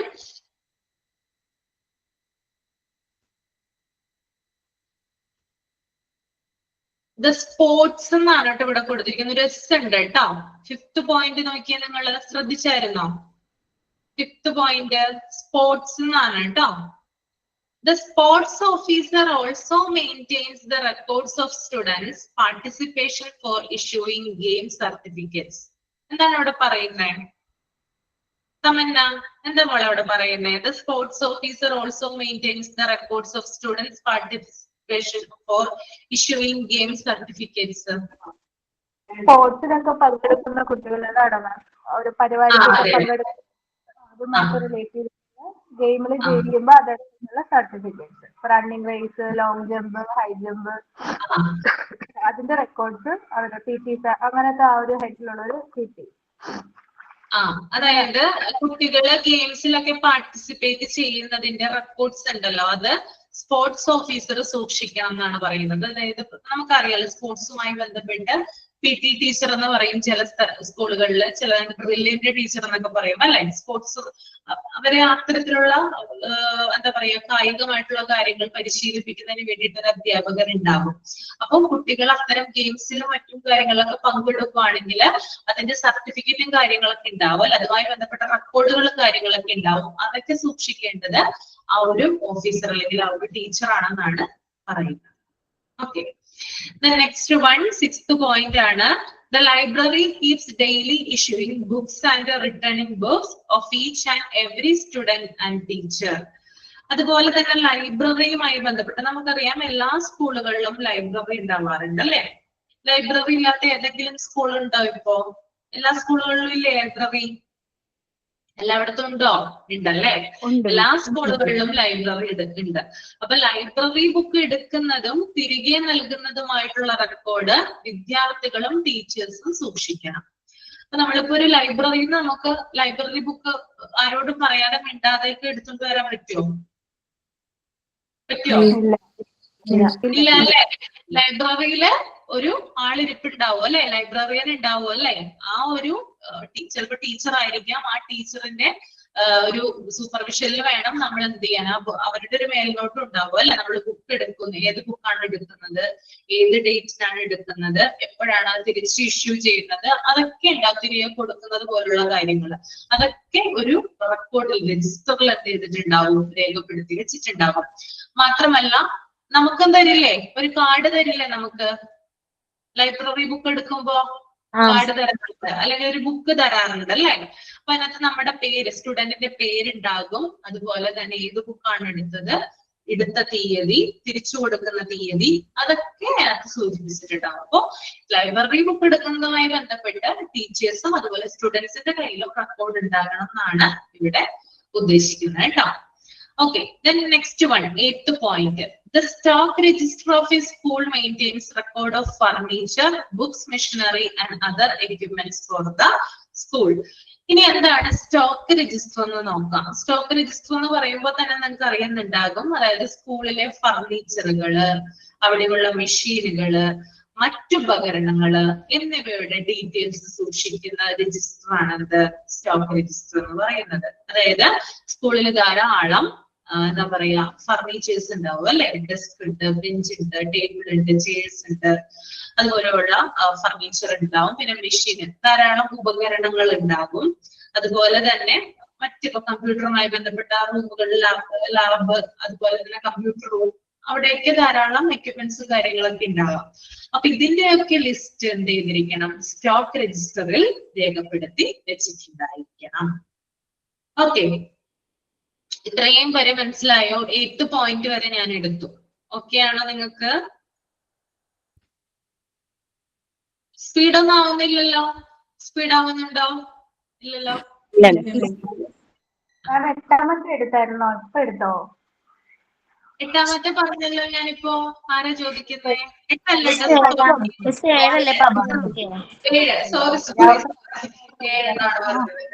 ഏഴാണ് പറഞ്ഞു നിർത്തിയത്. 7 പറഞ്ഞത്. അതുപോലെ തന്നെ ലൈബ്രറിയുടെ കാര്യം പറഞ്ഞില്ലേ, അത് ടീച്ചേഴ്സും സ്റ്റുഡൻസും റെക്കോർഡ് വെക്കണം എന്നല്ലല്ലോ. ടീച്ചേഴ്സും സ്റ്റുഡൻസും എടുക്കുന്ന ബുക്കിന്റെ റെക്കോർഡ് ലൈബ്രറിയിൽ കീപ്പ് ചെയ്യണം എന്നല്ലേ? അതെ അതെ, അങ്ങനെയാ. പിന്നെ അതുപോലെ തന്നെ നമ്മുടെ കയ്യിലും ഒരു രേഖ ഉണ്ടാവുമല്ലോ അതുമായി ബന്ധപ്പെട്ട്. എന്തെങ്കിലും ഒരു കാർഡോ അല്ലെങ്കിൽ എന്തെങ്കിലും ബുക്കിലൊക്കെ നമുക്ക് തരില്ലേ, അതും നമ്മൾ സൂക്ഷിക്കണം. അതും പറയുന്നുണ്ട് കേട്ടോ. രണ്ടുപേരും ശ്രദ്ധിക്കണം എന്നാ പറയുന്നത്. ടീച്ചറും ശ്രദ്ധിക്കണം, ലൈബ്രറിയിൽ ഇരിക്കുന്ന ആളും ശ്രദ്ധിക്കണം, സ്റ്റുഡന്റും ശ്രദ്ധിക്കണം. ഓക്കെ.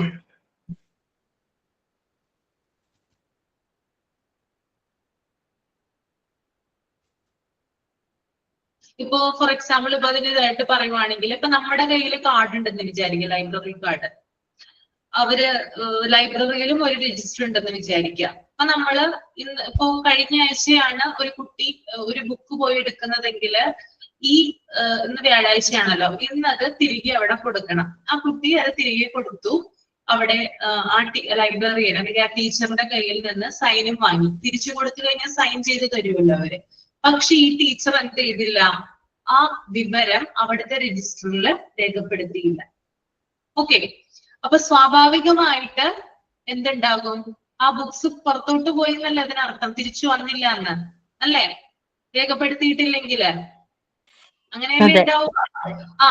അപ്പൊ ആ ബുക്ക് മുഴുവൻ അന്വേഷിച്ചു, ആ ബുക്ക് അവിടെ കാണുന്നു ഇല്ല, രജിസ്റ്ററിലോട്ട് ഈ കുട്ടിയാണ് കൊണ്ടുപോയത്, തിരിച്ചു കൊണ്ടുവന്നിട്ടില്ല എന്നുമാണ് രജിസ്റ്റർ പറയുന്നത് വിചാരിക്കാം. ഓക്കെ. അപ്പൊ കുട്ടിക്കെതിരെ സ്വാഭാവികമായിട്ട് കംപ്ലൈന്റ് വരും അല്ലെ, ഡേറ്റ് കഴിഞ്ഞു കഴിഞ്ഞാൽ അവർ അന്വേഷിക്കുമല്ലോ.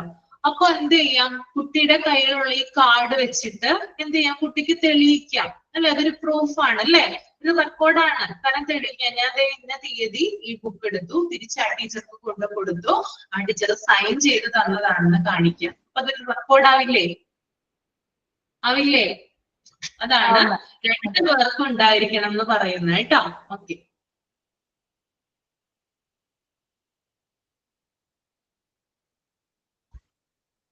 Then 8th point കേട്ടോ.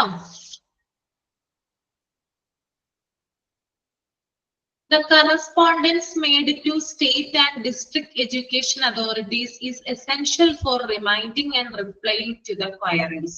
അതായത് കറസ്പോണ്ടൻസ് രജിസ്റ്റർ എന്ന് പറഞ്ഞാൽ കത്തിടപാടുകളുമായി ബന്ധപ്പെട്ടിട്ടുള്ള രജിസ്റ്റർ ആണ് കേട്ടോ. അതായത് പല വിധത്തിലുള്ള അന്വേഷണങ്ങൾക്കും അല്ലെങ്കിൽ പല വിധത്തിലുള്ള കാര്യങ്ങൾക്കുമായിട്ട് സ്കൂളിൽ തന്നെ, അതായത് ബ്ലോക്ക് തലത്തില് ഡിസ്ട്രിക്ട് തലത്തിലൊക്കെ എന്താണ്, അതായത് മറ്റുള്ള ഓഫീസുകളിലേക്കോ, ഇപ്പൊ ഒരു സ്കൂളാണെങ്കിൽ സ്കൂളിന്റെ മുകളിൽ പ്രവർത്തിക്കുന്ന ധാരാളം ആളുകൾ ഉണ്ടാവും അല്ലെ, അതായത് മാനേജ്മെന്റിന് മുകളിൽ ഗവൺമെന്റ് അതോറിറ്റികളൊക്കെ ഉണ്ടാവും. അപ്പൊ ഈ ഗവൺമെന്റ് അതോറിറ്റികളും സ്കൂളുകളും തമ്മിൽ പലതരത്തിലുള്ള കത്തിടപാടുകൾ, കറസ്പോണ്ടൻസ് നടത്തിയിട്ടുണ്ടാവാം. ഓക്കെ. അപ്പൊ അത്തരത്തിലുള്ള കറസ്പോണ്ടൻസ് അല്ലെങ്കിൽ കത്തിടപാടുകളൊക്കെ നടത്തിയിട്ടുണ്ടെങ്കിൽ അതിന്റെ റെക്കോർഡ് സൂക്ഷിക്കുന്ന ഒരു ഇതും സ്കൂളില് കണ്ടുവരാറുണ്ട്. ഓക്കെ. ഇപ്പോ നമുക്കറിയാലോ AO ഓഫീസർ, DO എന്നൊക്കെ പറയില്ലേ, പലതരത്തിലുള്ള ആളുകൾ ഇൻസ്പെക്ഷൻ ഒക്കെ വരാറില്ലേ സ്കൂളുകളില്. ഇൻസ്പെക്ഷൻ വരുമ്പോൾ എന്താണ്, മുകളിൽ നിന്ന് ഓർഡർ കിട്ടിയത് കൊണ്ടാണ് എവിടെ വരുന്നത്, സ്കൂളിൽ വരുന്നത് അല്ലെ. അപ്പൊ അതൊരു ഒഫീഷ്യൽ ആയിട്ടുള്ള ഓർഡർ ആയിരിക്കും. അതായത് ഒരു ഉന്നത ഉദ്യോഗസ്ഥൻ അല്ലെങ്കിൽ എഡ്യൂക്കേഷനുമായി ബന്ധപ്പെട്ടിട്ടുള്ള ഒരു സീനിയർ ആയിട്ടുള്ള ഒരു ഓഫീസർ ഇൻസ്പെക്ഷന് വരുന്നുണ്ട്. അത് വെറുതെ കാഷ്വൽ ആയിട്ട് അല്ല പറയുന്നത്, ഒരു ഫോമൽ ആയിട്ടുള്ള ഒരു അറിയിപ്പ് ഉണ്ടാകും. ഇങ്ങനെ അത് പ്രോപ്പറായിട്ട് ചിലപ്പോ കത്ത് മുഖേനയോ അല്ലെങ്കിൽ മെയില് വഴിയോ ഒക്കെ ആയിരിക്കും അയക്കുന്നത്. ഇന്ന തീയതി ഇയാള് വരുന്നുണ്ട്, അപ്പൊ എല്ലാവരും ജാഗരൂകരായിട്ടിരിക്കുക, ജാഗ്രത പാലിക്കുക, അങ്ങനെയൊക്കെ പറഞ്ഞിട്ടായിരിക്കും, പ്രത്യേകം ശ്രദ്ധിക്കാന്നൊക്കെ പറഞ്ഞിട്ടായിരിക്കും മെസ്സേജ് വരുന്നത്. അപ്പൊ ഇത്തരത്തിലുള്ള ഒഫീഷ്യൽ ആയിട്ടുള്ള കാര്യങ്ങളിൽ കത്തിടപാടുകൾ നടത്തുന്നതിന്റെ ഒരു റെക്കോർഡ് സ്കൂളില് സൂക്ഷിച്ചു വെച്ചിട്ടുണ്ടാകണം. ഓക്കെ. അതാണ് 8th പോയിന്റ് കേട്ടോ. Then last point, 9th point എന്താണെന്ന് നോക്കാം. The cash book register is abated daily income and expenditure. The salary register and the finances are kept for the school budget, etc.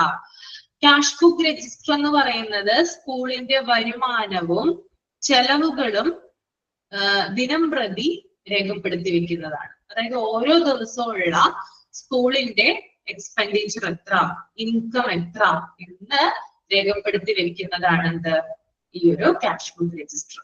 ഒരു വീട്ടിൽ നമ്മൾ പല സാധനങ്ങളും വാങ്ങുമല്ലോ, അപ്പൊ നമ്മുടെ ഇൻകം പോവുകയാണ് ചെയ്യുന്നത് അല്ലെ, അത് ചെലവാണ് അല്ലെ.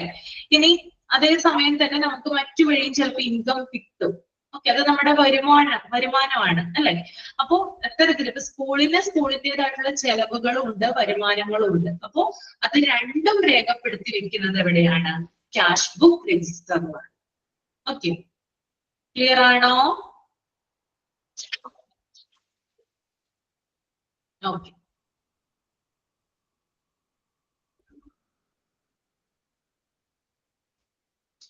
എന്തെങ്കിലും ഡൗട്ട് ഉണ്ടെങ്കിൽ ചോദിക്കൂ കേട്ടോ. നീഡ് ഓഫ് സ്കൂൾ റെക്കോർഡ്സ് ആണ് ഞാനിപ്പോ ഇത്രയും നേരം പറഞ്ഞത്. എന്തെങ്കിലും ഡൗട്ട് ഉണ്ടെങ്കിൽ ചോദിക്കൂ.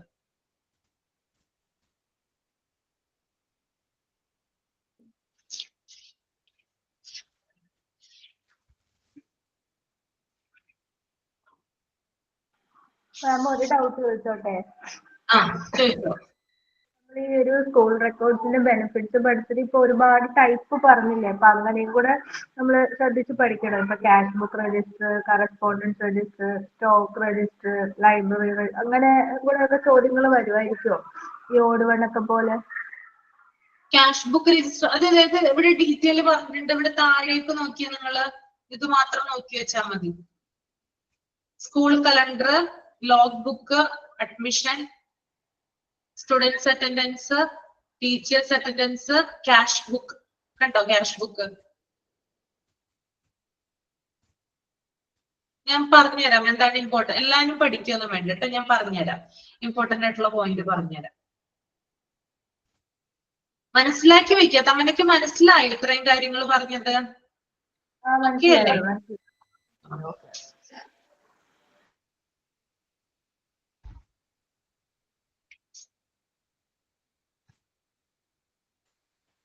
ഇനി അടുത്തത് objectives of school.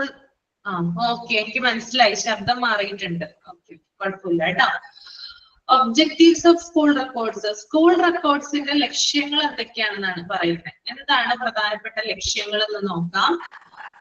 The objectives of school records are given in the following paragraphs. പ്രധാനപ്പെട്ട ലക്ഷ്യങ്ങളാണ് കൊടുത്തിരിക്കുന്നത് സ്കൂൾ റെക്കോർഡ്സിന്റെ. അതെങ്ങനെയാണ് സ്കൂളിനെ ഹെൽപ്പ് ചെയ്യുന്നത് നോക്കാം. To help the school. സ്കൂളിന് എങ്ങനെയാണ് ഇത് സഹായകരമാകുന്നത്?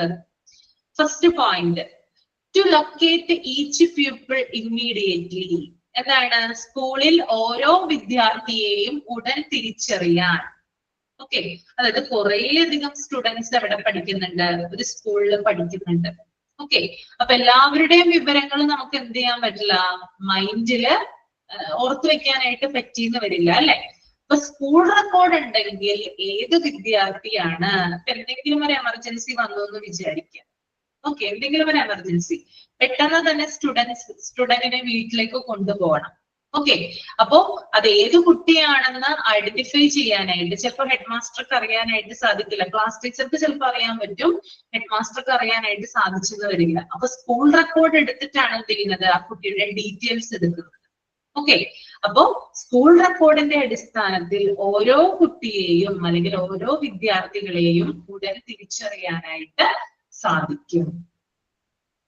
ഓക്കെ, അതുപോലെ തന്നെ ഇപ്പൊ ഒരു പോലീസ് കേസ്, എന്തെങ്കിലും ഒരു എന്താ പറയാ, നമ്മൾക്ക് എന്താ പറയാ, ഒരു പോലീസ് കേസുമായി ബന്ധപ്പെട്ട എന്തെങ്കിലും ഒരു കാര്യത്തിന് കോടതി ഇടപെട്ട കേസാണ്, എന്തെങ്കിലും ഒരു ഇഷ്യൂ നടന്നു എന്ന് വിചാരിക്കുക, സ്കൂളില് ഒരു ക്രൈമോ അല്ലെങ്കിൽ എന്തെങ്കിലും ഒരു സംഭവം നടന്നു എന്ന് വിചാരിക്കുക, മോശകരമായിട്ടുള്ളൊരു സംഭവം.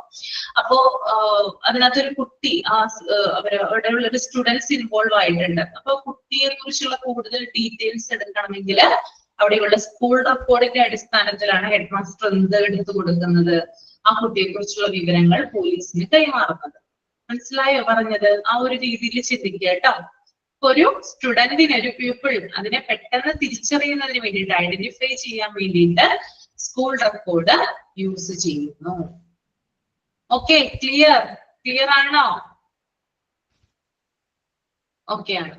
ഓക്കെ, ദെൻ രണ്ടാമത്തെ point, to have available the facts important about each people.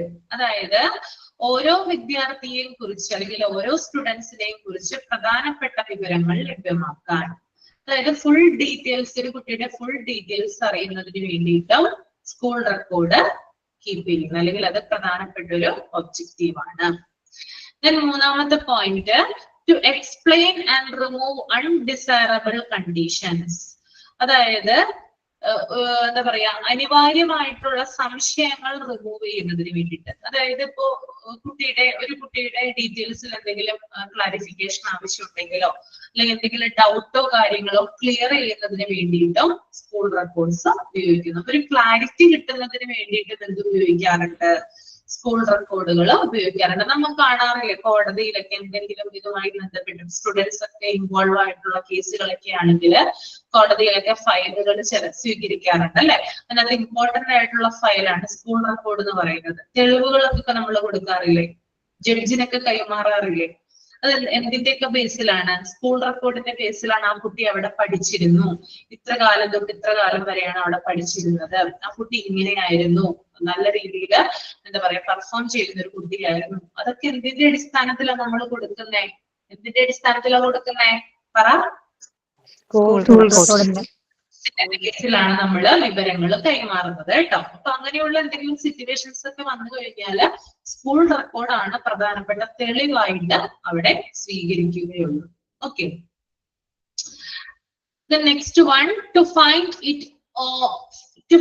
if all legal requirements are met. അതായത് നിയമപരമായിട്ടുള്ള ആവശ്യങ്ങൾ എല്ലാ രീതിയിലും പാലിച്ചിട്ടുണ്ടോ എന്ന് പരിശോധിക്കാൻ. അതായത് ഒരു സ്കൂള് പ്രവർത്തിക്കണമെങ്കിൽ, അതായത് എല്ലാ തരത്തിലും സ്കൂള് നല്ല രീതിയിൽ പ്രവർത്തിക്കണമെങ്കിൽ ചില നിയമപരമായിട്ടുള്ള കാര്യങ്ങളും കൂടി അതിനകത്ത് ഉൾപ്പെടുത്തണം. അതായത് ചില ലീഗൽ ആയിട്ടുള്ള റിക്വയർമെന്റ്സ് ഉണ്ട്. അതായത് നമ്മുടെ എഡ്യൂക്കേഷൻ സിസ്റ്റത്തില്, അതായത് നമ്മുടെ ഗവൺമെന്റ് അതോറിറ്റികൾ പറയുന്ന ലോസ് ആൻഡ് റെഗുലേഷൻസ് ആര് പാലിച്ചിരിക്കണം? സ്കൂളുകള് കൃത്യമായിട്ട് ഫോളോ ചെയ്തിരിക്കണം. അപ്പോ ഈ ഇത്തരം കാര്യങ്ങൾ സ്കൂളുകൾ ഫോളോ ചെയ്തിട്ടുണ്ടോ എന്ന് അറിയാൻ വേണ്ടിയിട്ട് രജിസ്റ്റർ, അതായത് ഇത്തരത്തിലുള്ള സ്കൂൾ റെക്കോർഡുകൾ വഴിയാണ് അറിയുന്നത്. ഓക്കെ. അതായത് ഓരോന്നിന്റേതായിട്ടുള്ള റെക്കോർഡുകൾ സ്കൂളുകളിൽ കീപ്പ് ചെയ്യാറുണ്ട്. അപ്പൊ അറിയാൻ പറ്റും അവർ ഇന്ന കാര്യങ്ങൾ ചെയ്തിട്ടുണ്ടോ, അല്ലെങ്കിൽ അവര് എല്ലാ കാര്യങ്ങളും പ്രോപ്പർ ആയിട്ട് നടത്തുന്നുണ്ടോ എന്നൊക്കെ സ്കൂൾ റെക്കോർഡ്സ് പരിശോധിച്ചാലാണ് അറിയാൻ പറ്റുക. അപ്പൊ ആ നിയമങ്ങളൊക്കെ ഫോളോ ചെയ്തിട്ടുണ്ടോ എന്ന് അറിയാൻ വേണ്ടിയിട്ടോ സ്കൂൾ റെക്കോർഡ്സ് സ്കൂളിനെ ഹെൽപ്പ് ചെയ്യുന്നുണ്ട്. ഓക്കെ. അതുപോലെ തന്നെ to make important investigations and case studies possible. അന്വേഷണങ്ങളും കേസ് സ്റ്റഡികളും നടത്താൻ. അതായത് ഇപ്പൊ സ്കൂളിനെ കുറിച്ച് എന്തെങ്കിലും ഒരു കേസ് വന്നെന്ന് വിചാരിക്കാം, എന്തെങ്കിലും അപ്പൊ ആരെങ്കിലും സ്കൂളിനെ കുറിച്ച് പരാതി കൊടുത്തു എന്നൊക്കെ വിചാരിക്കാം. എന്തെങ്കിലും ചിലപ്പോൾ കള്ള പരാതി ആയിരിക്കാം, എന്തെങ്കിലുമൊക്കെ ഉണ്ടാവുമല്ലോ, കുറേയധികം ഹ്യൂമറുകളൊക്കെ ഉണ്ടാവാനായിട്ടുള്ള സാധ്യതകൾ ഉണ്ടല്ലോ.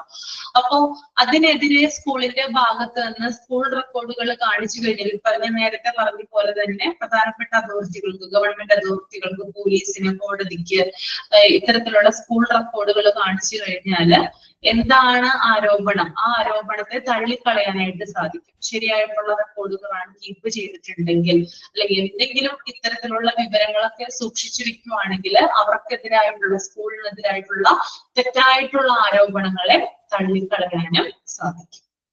Okay. The next one, to find if school funds are acceptable and wisely expended and maintained. അതായത് സ്കൂൾ ഫണ്ടുകൾ ശരിയായി ചെലവഴിക്കപ്പെടുന്നതും രേഖകൾ ശരിയായി സൂക്ഷിക്കപ്പെടുന്നതും ഉറപ്പാക്കാൻ. ഓക്കെ. അതായത് സ്കൂളിലേക്ക് വരുന്ന ഫണ്ട് ഉണ്ടല്ലോ, അത് ശരിയായിട്ടാണോ സ്കൂൾ വിനിയോഗിക്കുന്നത്, അതുപോലെ തന്നെ ഈ സ്കൂൾ ഫണ്ടുമായി ബന്ധപ്പെട്ടിട്ടുള്ള രേഖകൾ പ്രോപ്പറായിട്ട് സൂക്ഷിക്കുന്നുണ്ടോ എന്നൊക്കെ അറിയാൻ വേണ്ടിയിട്ടും ഈ ഒരു സ്കൂൾ റെക്കോർഡ് ഹെൽപ്പ് ചെയ്യുന്നതാണ്. Okay. The next one, to reduce retardation and failure to the minimum. അതുപോലെ തന്നെ കുട്ടികളുടെ പോരായ്മകളും പരാജയങ്ങളും കുറയ്ക്കാൻ വേണ്ടിയിട്ട്. അതായത് കുട്ടികൾക്ക് പലതരത്തിലുള്ള എന്താണ് പറയാ പോരായ്മകൾ ഉണ്ടാകാം, അല്ലെങ്കിൽ പരാജയം, അല്ലെങ്കിൽ ഫെയിലിയേഴ്സ് ഒക്കെ ഉണ്ടാകാം. അപ്പൊ അത് കുറയ്ക്കുന്നതിന് വേണ്ടിയിട്ടും സ്കൂൾ റെക്കോർഡുകൾ സഹായിക്കുന്നു. ഓക്കെ. ഇത്രയും എന്താണ് സ്കൂളിനെ, അതായത് ഒരു സ്കൂളിൽ എങ്ങനെയാണ് സ്കൂൾ റെക്കോർഡ് ഹെൽപ്ഫുൾ ആകുന്നതെന്നാണ് ഞാനിപ്പോ പറഞ്ഞത് കേട്ടോ. ഓക്കെ ആണല്ലോ? ഓക്കെ ആണോ? ഓക്കെ.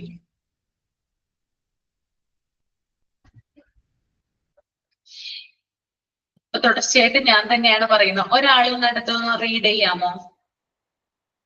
എങ്ങനെയാണ് ക്ലാസ് റൂം ടീച്ചറെ സ്കൂൾ റെക്കോർഡ്സ് സഹായിക്കുന്നതെന്നാണ് അടുത്തതിൽ പറയുന്നത്. ആർക്കെങ്കിലും ഒന്ന് ട്രൈ ചെയ്യാമോ പറയാനായിട്ട്? എനിവൺ? മിസ് ഞാൻ വായിക്കാം. ഒന്ന് എക്സ്പ്ലെയിൻ ചെയ്യണം കേട്ടോ വായിച്ചിട്ട്. ഞാൻ തന്നെ പറഞ്ഞുകൊണ്ടിരുന്ന ബോറടി കൂടും, അതുകൊണ്ടാണ് നിങ്ങളെ കൊണ്ടൊക്കെ വായിപ്പിക്കാന്ന് വിചാരിച്ചത്. പറഞ്ഞു. ക്ലാസ് റൂം ടീച്ചേഴ്സിനെ സ്കൂൾ റെക്കോർഡ് എങ്ങനെയാണ് ഹെൽപ്പ് ചെയ്യുന്നതെന്നാണ് അടുത്ത topic. To know people when the school years begin. എങ്ങനെയാണ് എന്നാണ് നമ്മുടെ സ്കൂൾ അധ്യയന വർഷം സ്റ്റാർട്ട് ചെയ്തതെന്ന് ആളുകൾക്ക് മനസ്സിലാക്കാൻ അത് സഹായിക്കുന്നു. അതുപോലെ to regulate what work people is capable to doing. വർക്കുകൾ, അതായത് ടീച്ചേഴ്സ് എങ്ങനത്തെ വർക്കുകളാണ് ചെയ്യേണ്ടത് എന്നുള്ള ഒരു ഐഡിയ കിട്ടാൻ വേണ്ടി സ്കൂൾ സഹായിക്കുന്നു. To provide learning activities suitable to each people. ഓരോ വ്യക്തികൾക്കും എങ്ങനെ, അതായത് ലേണിംഗ് ആക്ടിവിറ്റീസ്, അതായത് ടീച്ചേഴ്സ് എങ്ങനെയാണ് പഠിപ്പിക്കേണ്ടത്, അതായത് ലേണിംഗ് ആക്ടിവിറ്റീസ് എങ്ങനെയാണ് പ്രൊവൈഡ് ചെയ്യേണ്ടത് എന്നുള്ള ഒരു ഐഡിയ കിട്ടുന്നു. To formulate the basis of intelligence to each people. Explain the behavior or unhappy condition of any people. അതുപോലെ to formulate the basis of intelligence to each people. എനിക്ക് മനസ്സിലായില്ല. Then to explain the behavior characteristics of unhappy condition of any people. To make possible the development of unusual capability and remarkable talent, to make proper victim mentally slow.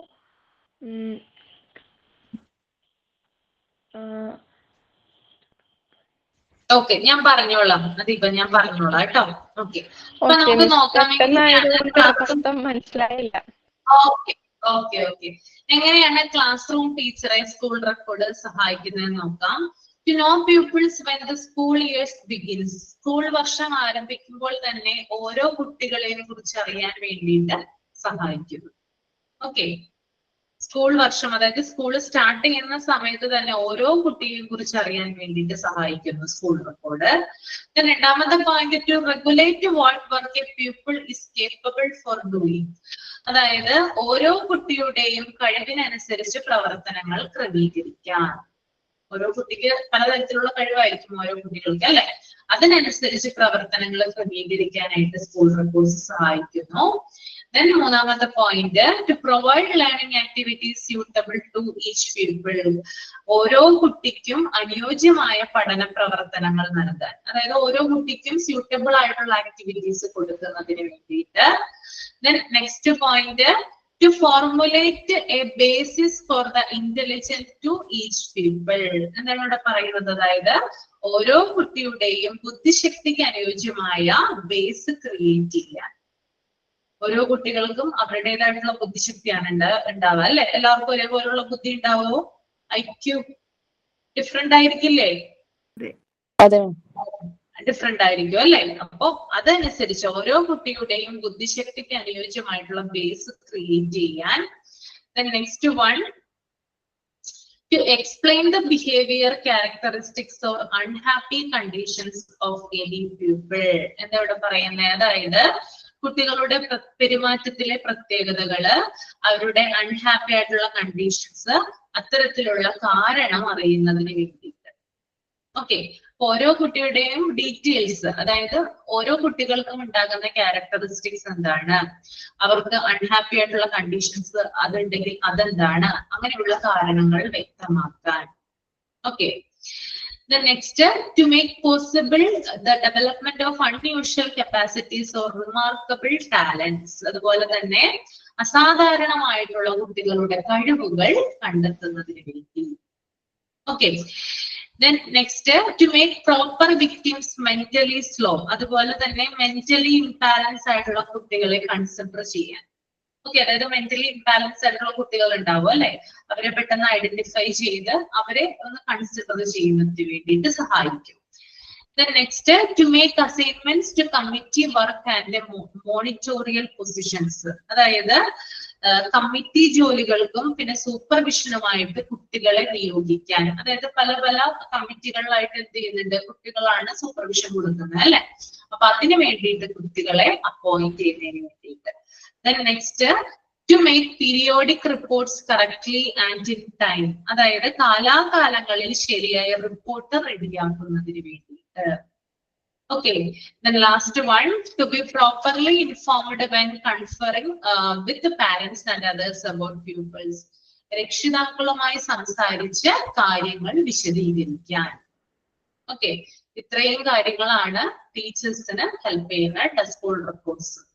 Okay, clear ആണോ? അതൊന്ന് just വായിച്ചു മാത്രം പോയാൽ മതി, അതിൽ നിന്ന് questions ഒന്നും ഉണ്ടാവില്ല കേട്ടോ. മനസ്സിലാവാൻ വേണ്ടി മാത്രം പറഞ്ഞു തന്നതാണ് കേട്ടോ. ഓക്കെ, മിസ് ആ പറഞ്ഞോളൂ ദിവ്യ. ഈ ചാപ്റ്റേഴ്സ് അതായത് നമ്മുടെ ഈ PG കുറച്ച് ടഫാണ്. ഞാൻ കുറെ പ്രാവശ്യം ഇത് പറയണു, പക്ഷെ ഇത് വായിച്ചിട്ടൊന്നും മനസ്സിലാവാത്തോണ്ടും തലവേദന എടുക്കുന്നോണ്ടും പറയണ്ട. ഇതിന്ന് മാക്സിമം ക്വസ്റ്റ്യൻസ് മോക്ക് ടെസ്റ്റ് ആയിട്ട് തരാൻ പറ്റുമോ? തരാം. ഞാൻ ഈ ചാപ്റ്റർ കഴിയുമ്പോൾ തരാം കേട്ടോ. ഇമ്പോർട്ടന്റ് ആയിട്ടുള്ള ക്വസ്റ്റ്യൻസ് ആണ് തരുന്നേ. അതിൽ നിന്ന് മാക്സിമം നിങ്ങൾക്ക് എക്സാമിന് ഇടാനായിട്ട് നോക്കാം കേട്ടോ. അപ്പൊ അതൊന്ന് നിങ്ങൾ നോക്കാം, മോക്ക് ടെസ്റ്റ് നന്നായിട്ട് അറ്റൻഡ് ചെയ്യുക കേട്ടോ. ഓക്കെ, ട്രൈ ചെയ്യാം. നിങ്ങൾക്ക് മനസ്സിലായിട്ടുള്ള കാര്യങ്ങൾ വെച്ചിട്ട് മാത്രമായിരിക്കും നിങ്ങൾക്ക് ഈസി ആയിട്ട് ക്യാച്ച് ചെയ്യാൻ പറ്റുന്ന കാര്യങ്ങൾ വെച്ച് മാത്രമായിരിക്കും ക്വസ്റ്റ്യൻ ചോദിക്കുക കേട്ടോ. ഞാൻ നിങ്ങളെ പ്രയാസപ്പെടുത്തുന്ന രീതിയിലൊന്നും ഞാൻ ക്വസ്റ്റ്യൻ ചോദിക്കില്ല. ഇതിൽ നിന്നും ക്വസ്റ്റ്യൻ ഉണ്ടാവില്ല. ഞാൻ ജസ്റ്റ് ഇത് നമ്മൾ പറഞ്ഞു പോണമല്ലോ, അല്ലെങ്കിൽ അത് മിസ് പറഞ്ഞില്ലല്ലോ എന്നുള്ളൊരു ചിന്ത നിങ്ങൾക്ക് വരും. അതുകൊണ്ട് മാത്രമാണ് ഞാനിത് പറയുന്നത്. എനിക്കറിയാം നിങ്ങൾക്ക് ഞാൻ മാത്രമാണ് ഇത് പറയുന്നത്, അതുകൊണ്ട് തന്നെ നിങ്ങൾക്ക് ബുദ്ധിമുട്ടുണ്ടാകും. കാരണം നമ്മളൊരു ഇന്ററാക്റ്റീവ് ആയിട്ടുള്ള സെഷനിലല്ല ഇന്നും പോയത്. പക്ഷെ നമ്മൾക്ക് സമയമില്ലാത്തത് കൊണ്ടാണ് കേട്ടോ. അതുകൊണ്ടാണ് ഇത് ഇങ്ങനെ ചെയ്യുന്നത്. അപ്പൊ എല്ലാവരും ഒന്ന് കോപ്പറേറ്റ് ചെയ്യാം. നല്ലോണം മനസ്സിലാവുന്നുണ്ട്. വായിക്കുമ്പോ അത്ര പെട്ടെന്ന് പിടികിട്ടുന്നില്ല. കാരണം ഇത് മാനേജ്മെന്റും കൊമേഴ്സ് റിലേറ്റഡും കൂടെയാണ്. അപ്പൊ ഇപ്പൊ കൊമേഴ്സുകാർ ചിലപ്പോ മനസ്സിലാവുമായിരിക്കാം, പക്ഷെ ഞങ്ങൾക്ക്, അതായത് ഞങ്ങളെപ്പോലുള്ളവർക്ക് മനസ്സിലാവുന്നില്ല. പറഞ്ഞത് മനസ്സിലായില്ലേ ദിവ്യക്ക്? പറഞ്ഞപ്പോ മനസ്സിലായോ? അത് മനസ്സിലാവുന്നുണ്ട്. പക്ഷെ മിസ് പറഞ്ഞത് ഓക്കെ. ഇത് സാധാരണ നമ്മളിപ്പോ എക്സാം ആവാനായി, അപ്പൊ നമ്മള് എന്തായാലും ഒന്ന് ടെക്സ്റ്റ് ബുക്ക് ഒന്ന് ജസ്റ്റ് ഒന്ന് വായിച്ചു നോക്കാന്ന് പറഞ്ഞിട്ട് നോക്കുമ്പോ നമ്മുടെ തലയിൽ പല കാര്യങ്ങളും ഇങ്ങനെ ഓടിക്കൊണ്ടിരിക്കും. മാക്സിമം ക്വസ്റ്റ്യൻസ് തരാതിരുന്നത് നിങ്ങൾക്ക്. സാധാരണ ഒരു 5 or 10 ക്വസ്റ്റ്യൻസ് ആണ് കൊടുക്കാറുള്ളത്. ഓക്കെ, പക്ഷെ ഞാൻ നിങ്ങൾക്ക് തരാനായിട്ട് നോക്കാം. ഓക്കെ, കൂടുതൽ തരാനായിട്ട് നോക്കാം കേട്ടോ. അപ്പൊ അത് നിങ്ങളൊന്ന് നോക്കിയാൽ മതി. ഓക്കെ, പിന്നെ അടുത്ത നമുക്ക് ഇതും കൂടി ഒന്ന് കംപ്ലീറ്റ് ചെയ്യാം. ഇനി അടുത്തത് വരുന്നതൊക്കെ നിങ്ങൾക്ക് കുറച്ചും കൂടി ഈസി ആണ് കേട്ടോ. ഇതിങ്ങനെ ചവറ് പോലെയാണ് ഇതിനകത്ത് കൊടുത്തിരിക്കുന്നത്. എനിക്ക് തന്നെ വായിച്ചിട്ട് കൈ കയറുന്നുണ്ട്, പക്ഷെ എന്ത് ചെയ്യാനാണ്, ഇത് പറഞ്ഞു തരണ്ടേ. അപ്പൊ അതാണ് കേട്ടോ. പിന്നെ താഴെയുള്ളതൊക്കെ കുറച്ചും കൂടി എളുപ്പമാണ്. അപ്പൊ നമുക്ക് ഇതൊന്ന് തീർക്കാം. ഇത് നോക്കിയാൽ നിങ്ങള് ടു ഹെൽപ്പ് ദ പീപ്പിൾ, എന്താണ് നോക്കാം കേട്ടോ. To receive a fair examination in his classification. എന്താണ് ഇവിടെ പറയുന്നത്? അതായത് കുട്ടികളെ, അതായത് എക്സാം പോലുള്ള കാര്യങ്ങളൊക്കെ ഉണ്ടല്ലോ, എക്സാമിനേഷൻ കാര്യങ്ങളൊക്കെ ഉണ്ടല്ലോ. അപ്പൊ അതിനു വേണ്ടിയിട്ട്, അതായത് കുട്ടികളെ കൂടുതലായിട്ട് പ്രോപ്പറായിട്ട് കുട്ടികളുടെ എക്സാം നടത്തുന്നതിന് സഹായിക്കും എന്നാണ് പറയുന്നത്. പ്രോപ്പറായിട്ട് എക്സാമിനേഷൻ നടത്തുന്നതിന് ഈ ഒരു സ്കൂൾ റെക്കോർഡ് സഹായിക്കും. ഓക്കെ, രണ്ടാമത്തെ point, to do his best in making a good record. അതുപോലെ തന്നെ നല്ല, അതായത് ഇപ്പൊ കുട്ടികളുമായി ബന്ധപ്പെട്ടിട്ടുള്ള പല ആക്ടിവിറ്റീസും റെക്കോർഡുകളൊക്കെ ഉണ്ട്. അതൊക്കെ കൂടുതലായിട്ട് ക്രിയേറ്റ് ചെയ്യുന്നതിന് ഈ ഒരു സ്കൂൾ റെക്കോർഡ് സഹായിക്കുന്നതാണ്. മൂന്നാമത്തെ point, to make progress in accordance with his ability. അതായത് ചില കഴിവുകള് ഡെവലപ്പ് ചെയ്യുന്നതിന് വേണ്ടിയിട്ട്. ഓക്കെ, കുട്ടികളുടെ ചില കഴിവുകൾ ഡെവലപ്പ് ചെയ്യുന്നതിന് വേണ്ടിയിട്ട്. അടുത്തത്, to secure development of his natural capabilities. അതായത് സ്വാഭാവികമായിട്ടുള്ള കഴിവുകൾ വികസിപ്പിക്കുന്നതിന് വേണ്ടിയിട്ട്. ഓക്കെ, അടുത്ത point, to secure transfer of correct information to other schools when applicable. അതായത് മറ്റുള്ള സ്കൂളുകളിലേക്ക് വിവരങ്ങൾ കൈമാറുന്നതിന് വേണ്ടിയിട്ട്. Okay, last one, to receive a proper adjustment and guidance. അതായത് തെറ്റായിട്ടുള്ള പ്രവർത്തികൾ തടയുന്നതിന് വേണ്ടിയിട്ട്. ഓക്കെ, അപ്പൊ ഇത്രയും കാര്യങ്ങളിലാണ് കുട്ടികളെ ഇത് ഹെൽപ്പ് ചെയ്യുന്നതെന്നാണ് പറയുന്നത് കേട്ടോ. എന്ത് ഹെൽപ്പ് ചെയ്യുന്നത്? എന്തിനെ കുറിച്ചാണ് നമ്മളിപ്പോ പറഞ്ഞുകൊണ്ടിരിക്കുന്നത്? School record. ഓക്കെ, അപ്പൊ നമുക്ക് നിങ്ങൾ നോക്കിയേ, ഇപ്പൊ ഇത്രയും കാര്യം ഇന്ന് ഞാൻ ഇത്രയും കാര്യം എടുക്കുന്നുള്ളൂ, അധികമായിട്ട് വെറുപ്പിക്കുന്നില്ല. കാരണം നമുക്ക് പെട്ടെന്ന് ഉറക്കം വരാനുള്ള സാധ്യതയൊക്കെ കൂടുതലാണ് ഇത്തരത്തിലുള്ള വിഷയങ്ങളൊക്കെ നമ്മൾ പറയുമ്പോൾ. അപ്പോ അടുത്ത ഒരു കാര്യം, അതായത് types of school records and registers തുടങ്ങി ഈ ചാപ്റ്ററിന്റെ എൻഡ് വരെയുള്ള ഭാഗങ്ങൾ അടുത്ത ക്ലാസ്സിൽ വായിച്ചിട്ട് വരണം കേട്ടോ. നിങ്ങളിത് വായിച്ചിട്ട് വരുമ്പോൾ ഞാൻ പറഞ്ഞു തരുമ്പോൾ നിങ്ങൾക്ക് കുറച്ചും കൂടി ഈസി ആവും. കഴിഞ്ഞ ക്ലാസ്സിൽ നമ്മളിതൊന്നും പ്ലാൻ ചെയ്തിട്ടുണ്ടായിരുന്നില്ലല്ലോ. അപ്പൊ അങ്ങനെ ചെയ്യാം കേട്ടോ. നന്നായിട്ട് വായിച്ചു വരിക. ഇതിന്റെ എക്സ്പ്ലനേഷൻ എന്താണ്, കലണ്ടർ എന്താണ്, ലോഗ് ബുക്ക് എന്താണ്, വിസിറ്റേഴ്സ് ബുക്ക് എന്താണ്, അതൊക്കെ ഞാൻ പറഞ്ഞുതരാം. അപ്പൊ ജസ്റ്റ് അതൊക്കെ ഒന്ന് വായിച്ചിട്ട് വരും. എൻഡ് വരെയുള്ള ഭാഗം ഒന്ന് വായിച്ചിട്ട് വരും. ക്ലിയർ ആയല്ലോ? ഓക്കെ ആണ്? ഓക്കെ ഓക്കെ മാം, ആ ഈ സ്റ്റുഡൻസ് കൗൺസിലിനെ പറ്റി പറഞ്ഞില്ലേ? ആ അതില് എന്റെ മോന്റെ സ്കൂളിലാണെങ്കിൽ മാം പറഞ്ഞതുപോലെ തന്നെ ഹൗസിന് ഓരോ ഹൗസിന് പേരും കൊടുത്തിട്ടുണ്ട്. Gandhi house, Nehru house, Tagore house, Tilak house, അങ്ങനെ. പിന്നെ ഈ ഓരോ ഹൗസിനും ഓരോ കളർ കോഡും ഉണ്ട്. അവരുടെ ഒരു ദിവസത്തെ PT യൂണിഫോമിന് ഗ്രീൻ, യെല്ലോ, ബ്ലൂ, റെഡ്, അങ്ങനെ. പിന്നെ പറഞ്ഞതുപോലെ ഒരു ഹെഡ് ബോയ് കാണും, ഒരു ഹെഡ് ഗേൾ കാണും, പിന്നെ ഹൗസ് ക്യാപ്റ്റൻ കാണും.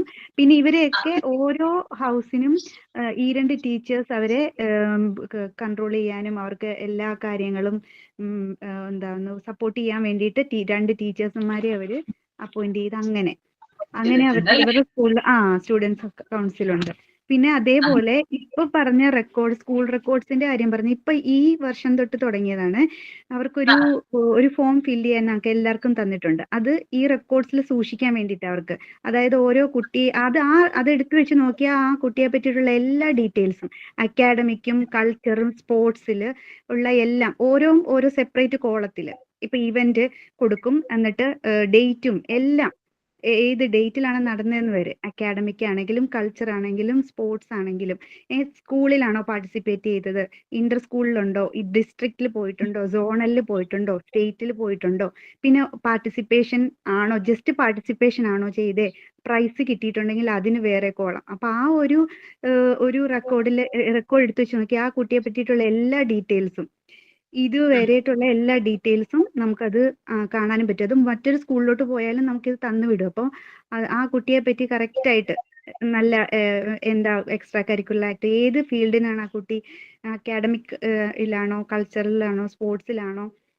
കൂടുതലായിട്ട് അതിന് പിന്നെ കഴിവുള്ളതെന്നും ഒക്കെ നമുക്കത് കണ്ടാൽ മനസ്സിലാവും. അതിപ്പം ഈ ഇയറിൽ വന്ന ഒരു ഇതാണ്. അതുകൂടാതെ അവരുടെ ഡയറിയിലും ആ ഒരു പേജ്, സ്കൂൾ ഡയറിയിൽ ഒരു പേജ് ഇതിനു വേണ്ടിയിട്ട് തന്നെ അവര് കൊടുത്തിട്ടുമുണ്ട്. അപ്പൊ നമുക്കും അറിയാൻ പറ്റും, അവർക്കും അറിയാൻ പറ്റും. ഏതൊരാൾക്ക് എടുത്തു വെച്ച് നോക്കിയാലും ആ കുട്ടിയുടെ ഒരു profile, co curricular activity profile എന്നും പറഞ്ഞിട്ടാണ് അതിന്റെ പേര് തന്നെ. അതെ. അത് ഒത്തിരി യൂസ്ഫുൾ എന്ന് വെച്ചാൽ അതിലെല്ലാം ഉണ്ടല്ലോ. അക്കാഡമിക് ആണെങ്കിലും ഉണ്ട്, കൾച്ചർ ആണെങ്കിലും ഉണ്ട്, സ്പോർട്സ് ആണെങ്കിലും ഉണ്ട്. മാർക്ക് സെക്യൂർ ചെയ്തതും എല്ലാം അങ്ങനെ.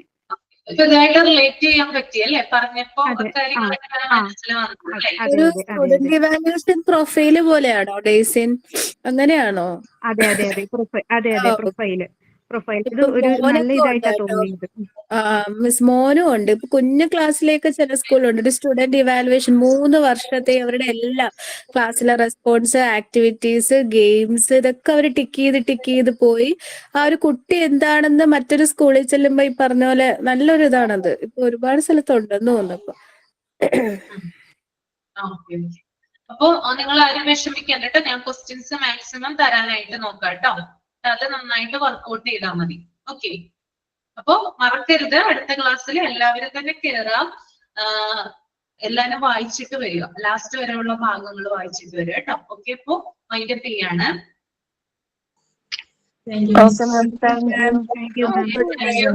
Thank you ma'am.